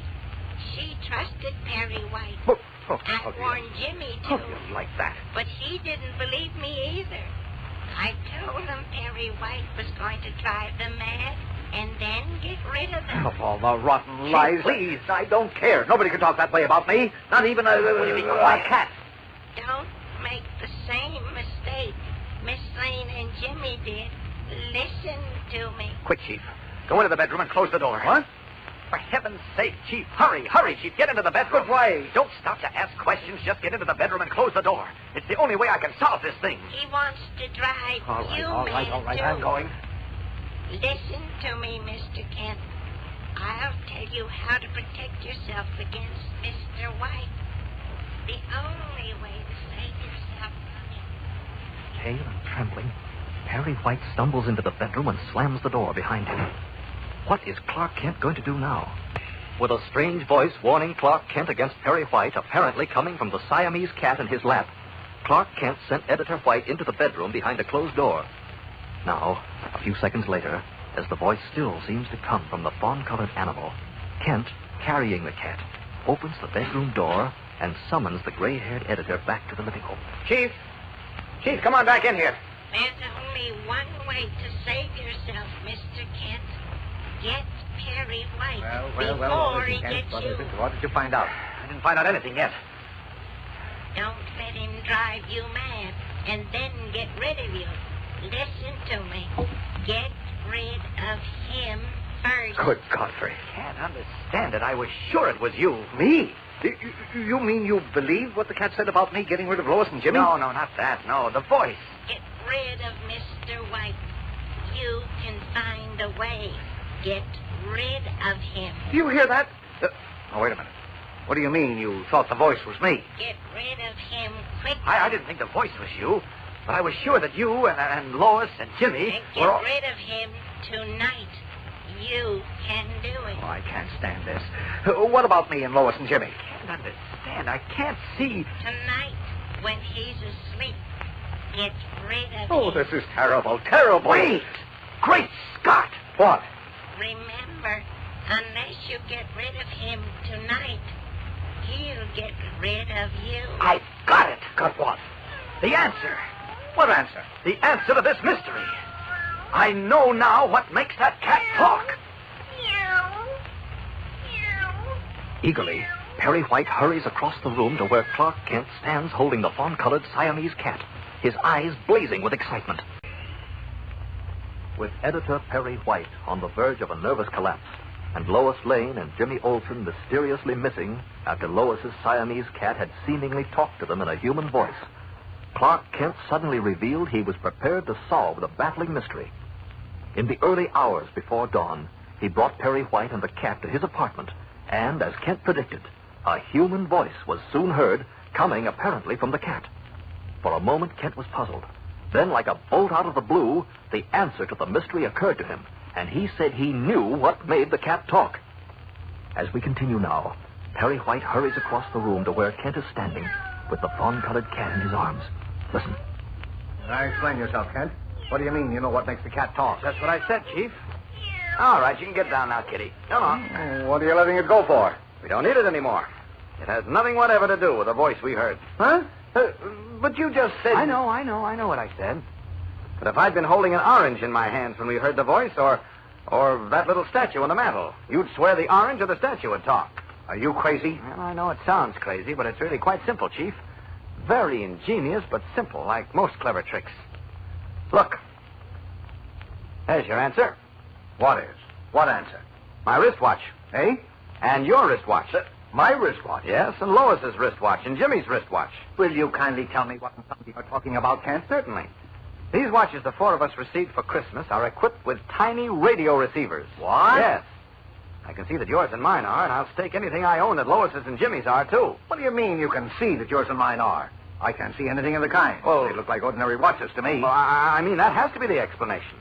Look, Lois was in bed, and the cat was on the bed right near her when she thought it talked.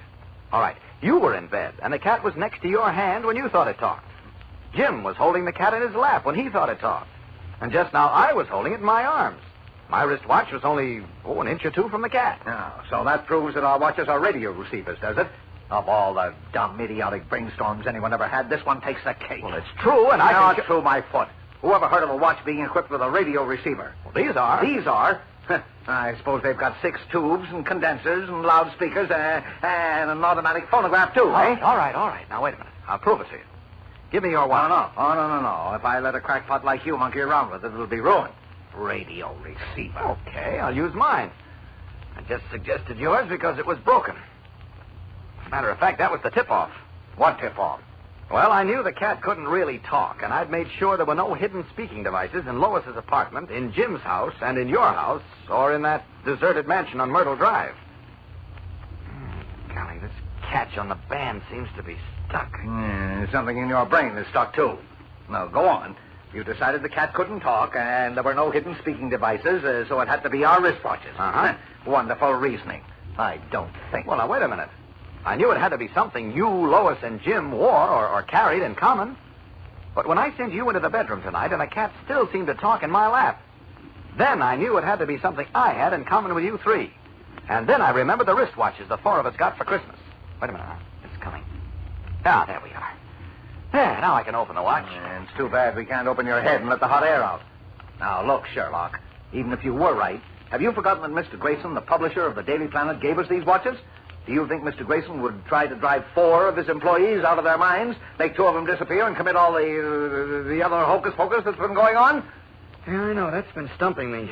As well as the fact... you admit something stumps you, eh? I'm getting it. There we are. All right, now, look, Chief. You see? Now, that tiny compact unit in the upper half of the case is the watch movement. What are those other little gadgets, wires and stuff, in the rest of the case? That's the miniature radio receiver. Who says so? I do. I've seen some of the new radio developments that came out of the war. There, now, you see there? That's the speaker amplifier, that tiny valve-like gadget. The filament is attached to it. You can see that without a microscope? Of course I can. And furthermore... Oh, you're crazy. No, wait a minute. One of those little glass thingamajigs fitted around the inside of the case. Those? Yeah, they look like glass beads. They're radio tubes. Radio tubes? Mm-hmm. And no, wait. Wait till I get my glasses on. Now, wait a minute. Hold on. Yeah. Now. Hey, they still look like glass beads and... No, I think they are radio tubes. Of course they are.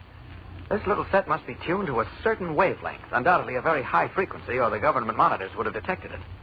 The voice you thought came from the cat, and Jim's voice, and Lois's voice, and all the other spooky voices you heard in the deserted house were transmitted over that wavelength and received by your wristwatch. Good Godfrey. If that's true, Kent, I'm sure it is, and I never noticed it. I just took for granted it was an ordinary watch. But who? Why? I don't know who. Yeah. We've got to find out where the transmitter is. Exactly, but how? There must be some way. Well, if there is, I don't know it. I was sure that coupe that followed us here from your house had something to do with it, but maybe it was the coupe. There might have been a transmitter in it. No, there wasn't. Well, how do you know? I just know. Oh, nonsense. It was dark, and the car was traveling along behind us. Well, how could you see if there was a radio transmitter in it or not? I'm just sure there wasn't. Anyhow, the car drove away from here before the cat talked. So what? They could transmit from some other place, couldn't they? Now, look, Kent, I'll get Inspector Henderson on the phone. You describe the coupe to him. I tell you, there was no transmitter in that coupe. And besides... Uh-oh. What's the matter? A hearse. A what? A black funeral hearse. 2 blocks over on Pine Street. It's speeding away. A hearse? 2 blocks away? What are you talking about? Remember the man who stopped Lois's taxicab the day she disappeared was driving a funeral hearse. A tall, thin man, the taxi driver said. This man is tall and thin. Great Scott, I wonder. You wonder what? What tall man? Stop looking as if you were seeing through walls. Well, there's some queer things in that hearse. Can't quite make them out from here, but... Oh, get that crazy look off your face, Kent. You're going to pieces again. Now, come on. Try to pull yourself together. Don't you worry about me. Just keep your fingers crossed that I'm right about the hearse and that it leads me to Jimmy and Lois. I'll see you later, Chief. Now, wait. Come back here. Where are you going? Going after that hearse. Now, what hearse? How can you see a hearse blocks away from inside this apartment? Call it a gift. So long, Chief. Come back here. You're out of your mind, Kent. Come back here, I said. Kent! Good Godfrey, he's as mad as a hatter. Kent! Come back here. Kent! Frantically, Perry White shouts after Clark Kent, who has rushed from the apartment. Will the black funeral hearse lead him to Jimmy Olsen and Lois Lane? Hoping that a black funeral hearse, driven by a tall, thin man, might lead him to the missing Lois Lane and Jimmy Olsen, Clark Kent rushed from his apartment and resumed his true identity of Superman. He is now streaking through the dark sky, high above the hearse which speeds along Metropolis Boulevard, almost fully deserted in this early morning before dawn. Just as I thought. There is a radio transmitter in that hearse. That's where the cat's voice and all the other strange voices came from. Well, there's nobody in the hearse but the driver, so he must be Mr. Voice himself. Okay, I'll just follow him, and he ought to lead me to Lois and Jim. Hey, he's certainly kicking the speed laws around. Faster! Uh-oh. Swinging off toward the parkway. After him. Wow, look at him take that turn on 2 wheels. Lucky for him there's no traffic at this hour. Wait. He's going right through a red light. There comes another fast car from the side street. They're going to crash. Down to them. Down!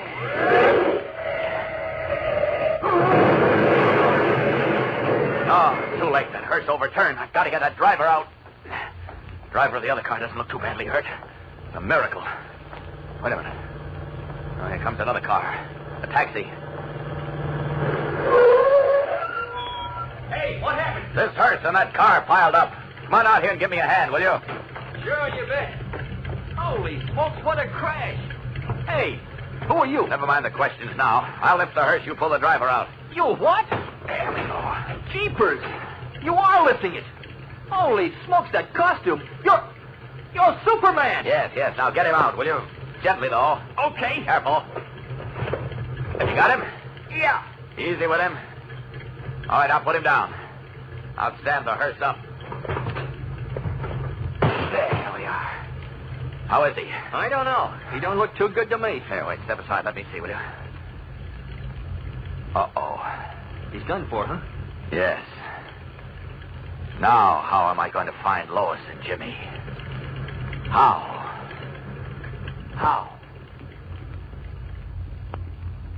Worried, Superman gazes down at the still figure of the tall, thin driver of the strange funeral hearse, the man who he feels was his only clue to Lois Lane and Jimmy Olsen's whereabouts.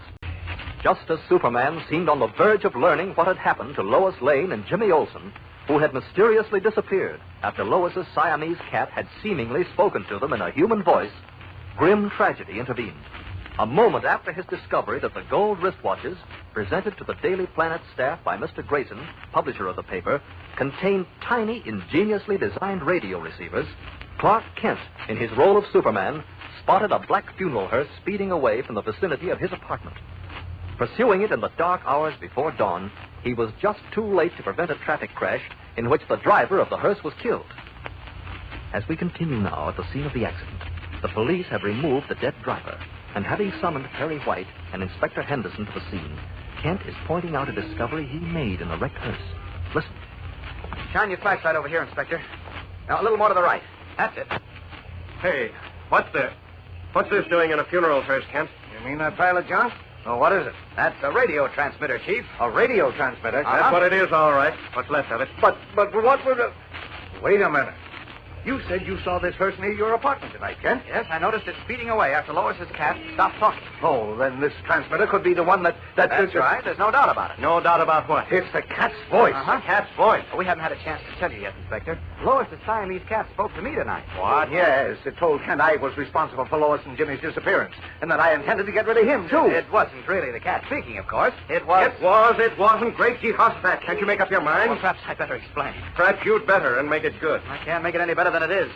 The human voice that Lois and Jim and Mr. White thought came from the cat was broadcast from the shortwave radio transmitter in this funeral hearse. And it was received by our wristwatches. By your what? Now, look, is there something wrong with your hearing, Inspector? No, but I think there's something wrong with your head. Now, look here, Wait a minute. You see, Inspector, the four of us, Mr. White, Miss Lane, Jim Olsen, and myself, received gold wristwatches for Christmas. Mr. White's and mine, and I'm sure Miss Lane's and Jim's, too, were equipped with tiny radio receivers. Are you kidding? No, show him, Kent. I'm just going to. Here, wait a minute. You can see for yourself, Inspector. There, I'll just remove the back of this watch. There. Shine your flash on it. Great Jehoshaphat. See it? Those little glass gimmicks are the tubes. Right, and that's the speaker amplifier. Yes, you're right, Kent. This is a miniature receiving set. Of course it is. It picked up the voice that was broadcast from this phony hearse. And when Miss Lane was alone with the Siamese cat, and later when Jim was, and then Mr. White, they thought the cat was speaking. Oh, it almost drove me out of my mind. That probably was the purpose of the whole thing. What do you mean, Kent? I believe the talking cat, voices in the deserted house on Myrtle Drive, and all the other hocus-pocus was deliberately planned to confuse us and make us think we were losing our reason. Say, wait a minute. You said somebody gave you these wristwatches for Christmas. Uh-huh. Who was? Mr. Grayson, the publisher of the Planet. John W. Grayson? Yes. Oh, but he can't be mixed up in anything like this. Of course not. Look, Inspector, the motive isn't the important thing right now. We've got to find out what happened to Jim and Lois and where they are. The driver of this hearse knew, but he's dead. Now, you've just got to identify him and trace this hearse. My men are working on it.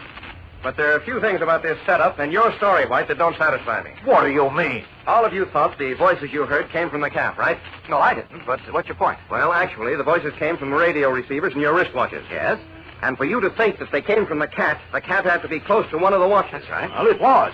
I was in bed reading, and it was crouching next to me when when I thought it talked. Then how could the guy in the hearse, the guy who was doing the broadcasting, know when each of you was alone with the cat and whether or not it was close to you? That's right. Well, how could he, Kent? Well, he must have had a Confederate posted somewhere. You see, it's my hunch that the man in the coupe who followed us from your house tonight, Chief, was a lookout. Yes, that adds up. Sounds pretty far-fetched to me. Whoa. If you want my opinion, Kent, you're way off the beam. Now, wait a minute. How about the fact that the man who drove this hearse answers the description of the man who stopped Miss Lane's taxicab the day she disappeared, Inspector? Yeah, you got a point there, Kent. Oh, this is the screwiest case I've ever seen. You are telling us. Well, come on. There's no more to be seen here. We'll go back to headquarters and see if anything turned up. Watch it. Watch it. There's glass all around here. Okay. Oh, be careful, Chief. Stop treating me like a baby. Well, you seem to be yourself again. Okay. Here's my car. Get in, gentlemen. Only hope they identified that driver, Kent. Keep your fingers crossed. Close the door, will you, Kent? Okay. Maybe we can find out what we want at headquarters.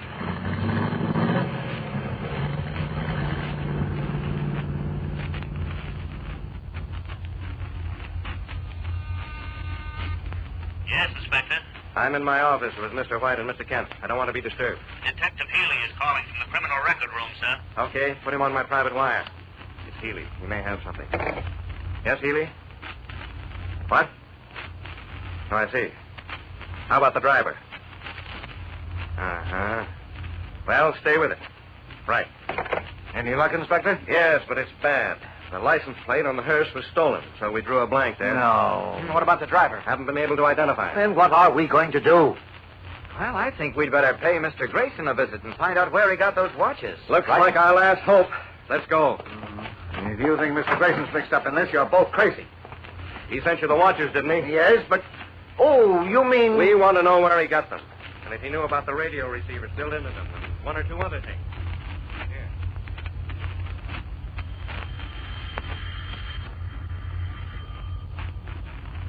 Why doesn't someone answer the bell? Are we supposed to cool our heels out here forever? Look, it's only 6 o'clock in the morning, Inspector. They're all probably as... Wait a minute, here comes someone. Yes? What is it? Oh, good morning, Thomas. Oh, it's you, Mr. White. And Mr. Kent. Hello. Who's he, Kent? Grayson's butler. Mr. Grayson up yet, Thomas? Mr. Grayson? Well, Mr. Grayson left for Europe quite suddenly. Europe? Left for Europe? Right, sir. He tried to phone you before he left, Mr. White, but you weren't at home or at the office. Good God, Frank. Now we are in a pickle. No, wait, maybe not. When did Mr. Grayson leave, Thomas? Last night, sir, at midnight. How was he traveling? By clipper. He managed... Thanks. See you later, Chief. Inspector? No, wait. Where are you going, Kent? I just thought of something.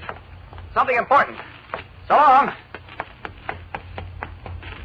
Breaking into a run, Clark Kent vanishes around the corner, leaving Perry White and Inspector Henderson speechless and amazed. What did Kent suddenly think of? Our scene is a dingy warehouse, only a few miles from the Daily Planet building.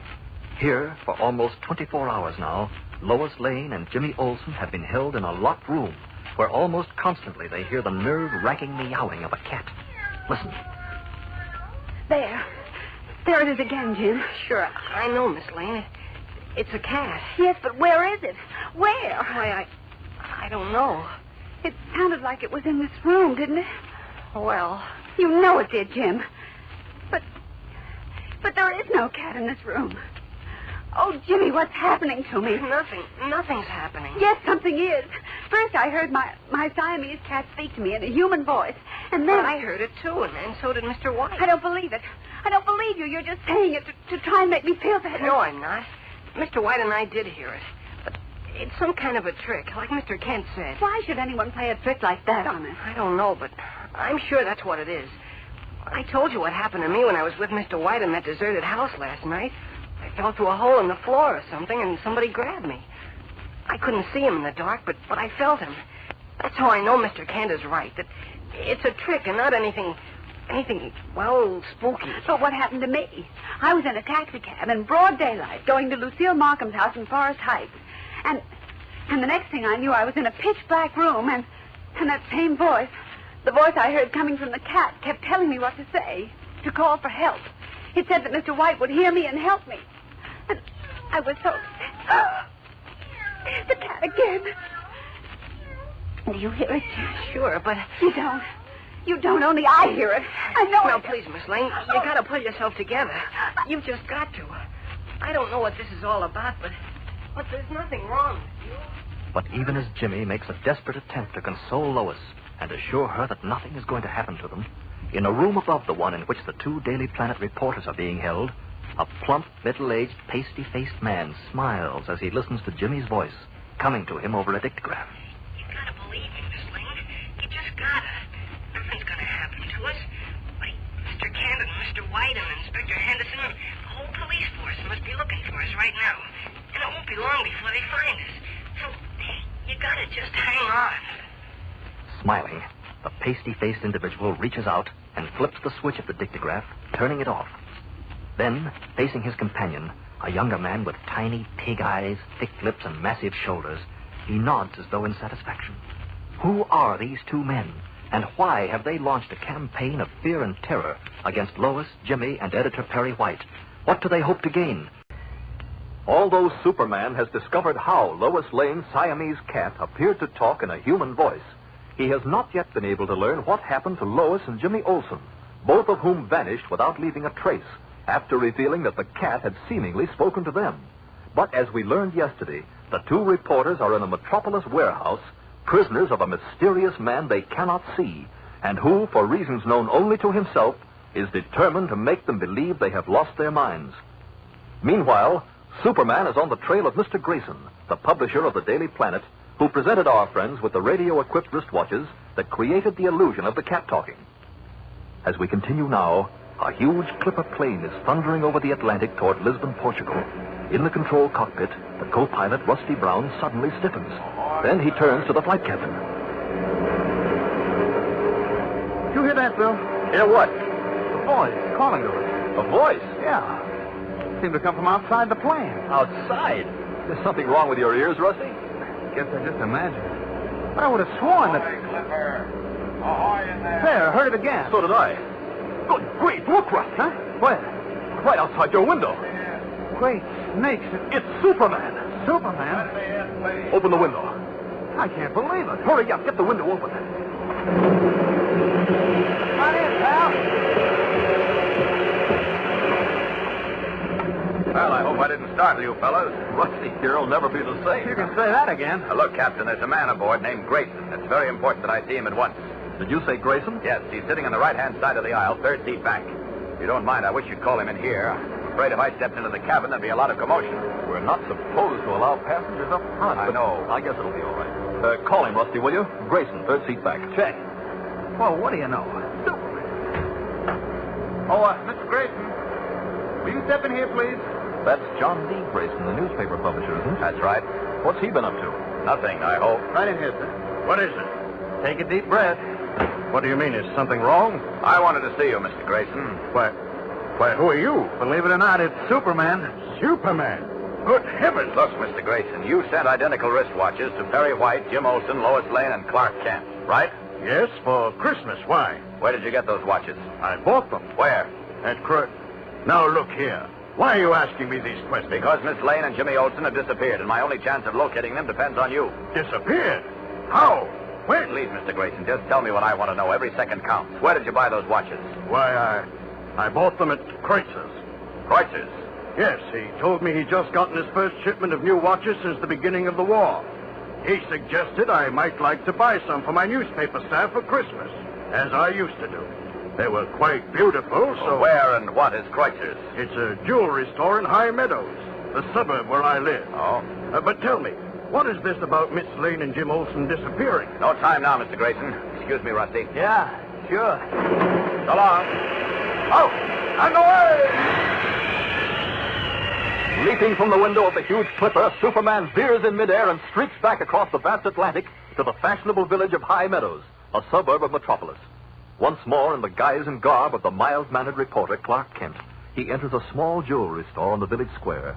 Behind the counter, a thin, stoop-shouldered man is arranging a tray of rings.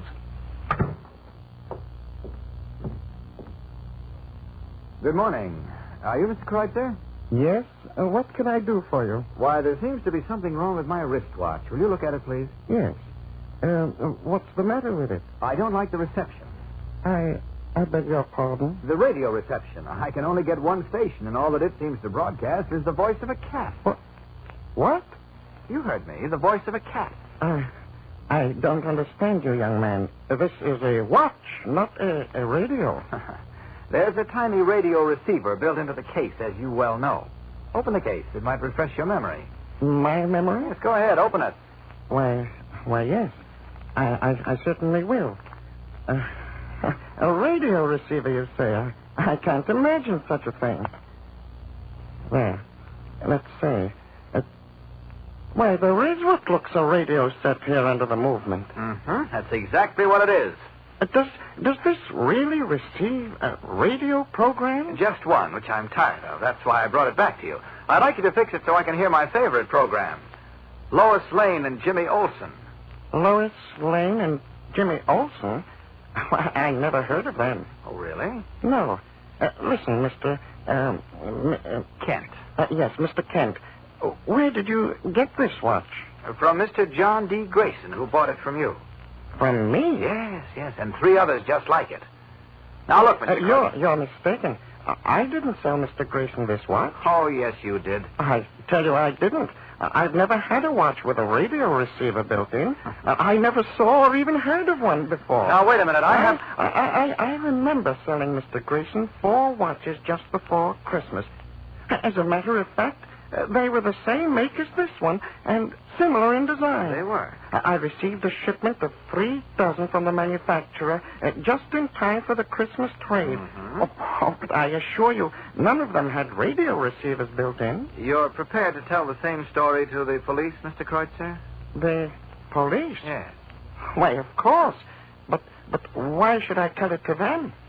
I'll check with the manufacturer, and then perhaps I'll be back to see you. Goodbye, Mr. Kreutzer. Wait, Mr. Kent. I don't understand. I'll be seeing you. he was lying, he'll contact somebody in a hurry. There were several people mixed up in this business. The man in the funeral hearse, the lookout in the coupe, and... Uh-oh. Picking up his phone. Wait, now, let's see how... This telephone pole. It carries the phone wire from his shop. Now, if I lean against it, I should be able to hear his voice over the wire. No, I don't hear anything yet. Metropolis 63120. And please try to hurry it. It's urgent. Metropolis 63120, eh? 63120. Hey, I hope this hunch works out. Hello? Mr. Ames, this is Kreitzer. Listen, a young fellow named Kent was just in my store. Kent? Did you say Kent? Yes, he knows about the watches. What do you mean? What does he know? About the receivers. He said he heard a Kent's voice come out of the watch. Yes? What else? He said he wanted me to fix the radio so he could hear Lois Lane and Jimmy Olsen. Yes, go on. And he said he was going to check with the watch manufacturer and then come back to see me with the police. He did, eh? Yes, I'm scared, Mr. Ames. The manufacturer will tell him they didn't build the radio receivers into the watches. He'll know I did it. The police... Stop your whining. Everything's all right. No, it isn't. We're in danger. You've got to do something. I tell you, everything will be all right. But I'll have to change my plans. Now listen to me. Close your store and meet me at Louis'. I'll have to clear out for a while. Yes, but what about Miss Lane and young Olsen? Leave them to me. Move fast now. I'll be waiting for you at Louis'. All right. Oh, my hunch did pay off, eh? Now, let's see. Where can I... into that alley between the stores. There we are. Now, to talk turkey to Mr. Kreutzer. As Superman. Stepping into a shadowed alley, Clark Kent swiftly resumes his true identity of Superman. In a small, dusty office of a dingy warehouse, above the locked room in which Lois Lane and Jimmy Olsen are imprisoned, a plump, middle-aged man is hastily donning his overcoat. This is the mysterious Mr. Ames, and his pasty face reddens with anger as he listens to his companion, a younger, ferret-faced man. I know what I'm saying, Mr. Ames. We ought to turn Miss Lane and Olsen loose. Oh, no, we won't, Hubbard. But that reporter, Clark Kent, he knows about the wristwatches now. So what? Well, he'll go to the police, and they got our funeral hearse with a shortwave transmitter in it. If they trace that and the watches to us, we're dead pigeons. Hubbard, by the time they trace anything to us, if they do, we'll be far away from here. They'll hunt us down. Stop worrying, Hubbard. Neither the police nor Clark Kent will ever be able to prove that we had anything to do with the disappearance of Miss Lane and Jimmy Olsen. What do you mean? Well, if we're caught with them... We're not taking them with us. Well, then what? You don't figure to leave them locked up here for the police to find and question. I said to stop worrying, Hubbard, and leave everything to me. Now get your coat and hat and follow me. Hurry. Puzzled but obedient, the ferret-faced Herbert follows Mr. Ames from the dingy office. What did Ames mean when he said, "Leave everything to me"? What is he planning to do? And what of Superman, who overheard the conversation between the jeweler and Ames and is probably even now soaring high above the city in an effort to find Jimmy and Lois? When Lois Lane and Jimmy Olsen mysteriously disappeared after revealing that Lois's Siamese cat had spoken to them in a human voice, Clark Kent discovered how the animal had been made to appear to talk. 4 wristwatches presented to Kent, Perry White, Lois, and Jimmy as Christmas presents had been ingeniously equipped with tiny radio receivers, which picked up a human voice being broadcast from a transmitter in a funeral hearse. Kent traced the watches to the jewelry shop of a man named Kreutzer, and by means of his acute hearing, overheard Kreutzer phone a Mr. Ames, telling him of Kent's visit. As we continue now, Ames and his henchman, a ferret-faced man named Herbert, have unlocked the door in a dingy warehouse where Lois and Jimmy are imprisoned. As the door opens, the 2 reporters spring to their feet. Jim, somebody's coming. Maybe it's Mr. Kent or the police. No, it isn't. Stand here by the door, Herbert. Well, good morning, Miss Lane. Olsen. Who are you? Don't you recognize me? Why, you're Frederick Ames. Who? That's right, Miss Lane. Quite a long time since we've met, isn't it? Why are you pointing that gun at us? You have a short memory, Miss Lane. You've forgotten that you and Clark Kent and Perry White, yes, and Olsen, too, exposed me and put my newspaper out of business? You deserve to be put out of business. You should have been put behind bars for life. You were publishing a vicious anti-racial paper that preached hate and intolerance, trying to do to America what Hitler did to Germany. Yeah, I remember you. I wasn't in on most of the story, but I remember it all now. And you should remember what I told each of you in court when I was sent to jail for what you called subversive activities. Is that why you've got the gun? It is indeed, Olson. Instead of continuing the cat treatment. Cat treatment? So it was you. You tricked us some way. Made us think the cats talk. The tape said all the time it was a trick. But how? Why? You were trying to drive us out of our minds. Sleep and live. I would have succeeded if not for Mr. Kent. Now, Miss Lane. Olson. No. Put that gun down. You'll go to the electric chair. Don't worry about me. Goodbye, Miss Lane. Goodbye, Olson. No. I'll take that gun, Ames. Let go. Come on. Miss Let Lane, go. look. It's Superman. Oh, thank heaven. I said I'd take that gun, Mr. Rat. Oh, I think I'm going to... Don't say now, Miss Lane. Everything's okay. What are you going to do to me? Put you back in the cell they should never have let you out of. This time, I hope you'll be locked up for good. Hey, the other guy's getting away. He won't get far, Jim. Inspector Henderson and his men are outside. All right, come along, Ames. The inspector will be glad to see you. No. Come along, I said. You all right, Miss Lane? A bit weak in the knees, but all right now. Thanks to you. That goes for me, too. Boy, I thought we were gone. That wasn't as bad as thinking I was losing my mind. I suppose it was Ames who sent me the cat. Yes, of course he did. He had the wristwatches you received for Christmas made with tiny radio receivers in them. What? Radio receivers? That's how it was done, Jim. When Ames's lookout saw you were alone with the cat, he signaled a man in the funeral hearse who broadcast the strange voices you heard. The wristwatches picked up the voices. Police. So that's how it was done. But how did I disappear from the taxi cab that day? Well, you'd fallen asleep. You had taken the sedative before you left your apartment, remember? The man in the hearse stopped your taxi driver, and when he turned to look at you, the man knocked him out with a padded blackjack. Oh. When the driver awoke, the man and you were gone. Clark Kent will explain anything else you want to know. Oh, here comes Inspector Henderson. I'll turn you all over to him. Turning the now thoroughly cowed Ames over to the police and taking leave of Lois and Jimmy, Superman disappears. The following morning, once more in the guise of Clark Kent, mild-mannered reporter, we find him in Lois Lane's office where he and Jimmy Olsen are kidding the girl reporter about the talking cat. Oh, you look a little tired, Lois. How about a cat nap? Dr. Clark. And don't you laugh, Mr. Olson. You're the last person in the world to laugh at me. What, Jimmy? A person? I thought he was a cat. Oh, Why, sure he's a cat. Meow for the Lady Jane. okay. Meow. I suppose you think you're funny. You wouldn't joke about it if you'd gone through what I went through. Oh, yes, a terrible catastrophe, wasn't it? Oh, boy. Oh, boy. Clark, if you've got nothing better to do than to pull bad puns and make unfunny jokes, suppose you do it in your own office. Oh, we're just kidding, Miss Lane. Well, I'm not in the humor for kittens. I mean kittens. You see? How do you like that? Blames us and then pulls a sour gag herself. It wasn't a gag. It was a mistake. It was a mistake. Well, Jim, look. It looks like we're not wanted around here. And what do you say we go down to Tony's hash house? Maybe we can rustle up a couple of friendly mice in Tony's house. Oh, Mr. You know, Clark, you're wasting your time as a reporter. Oh, do you think so? You should be a radio comedian. Oh, other people have told me that. How would you like me to fix it for you? Can you? I know the man who produces the Danny Kaye program. Oh, really? No, O'Reilly. There. There what? I suppose that wasn't funny. Funny?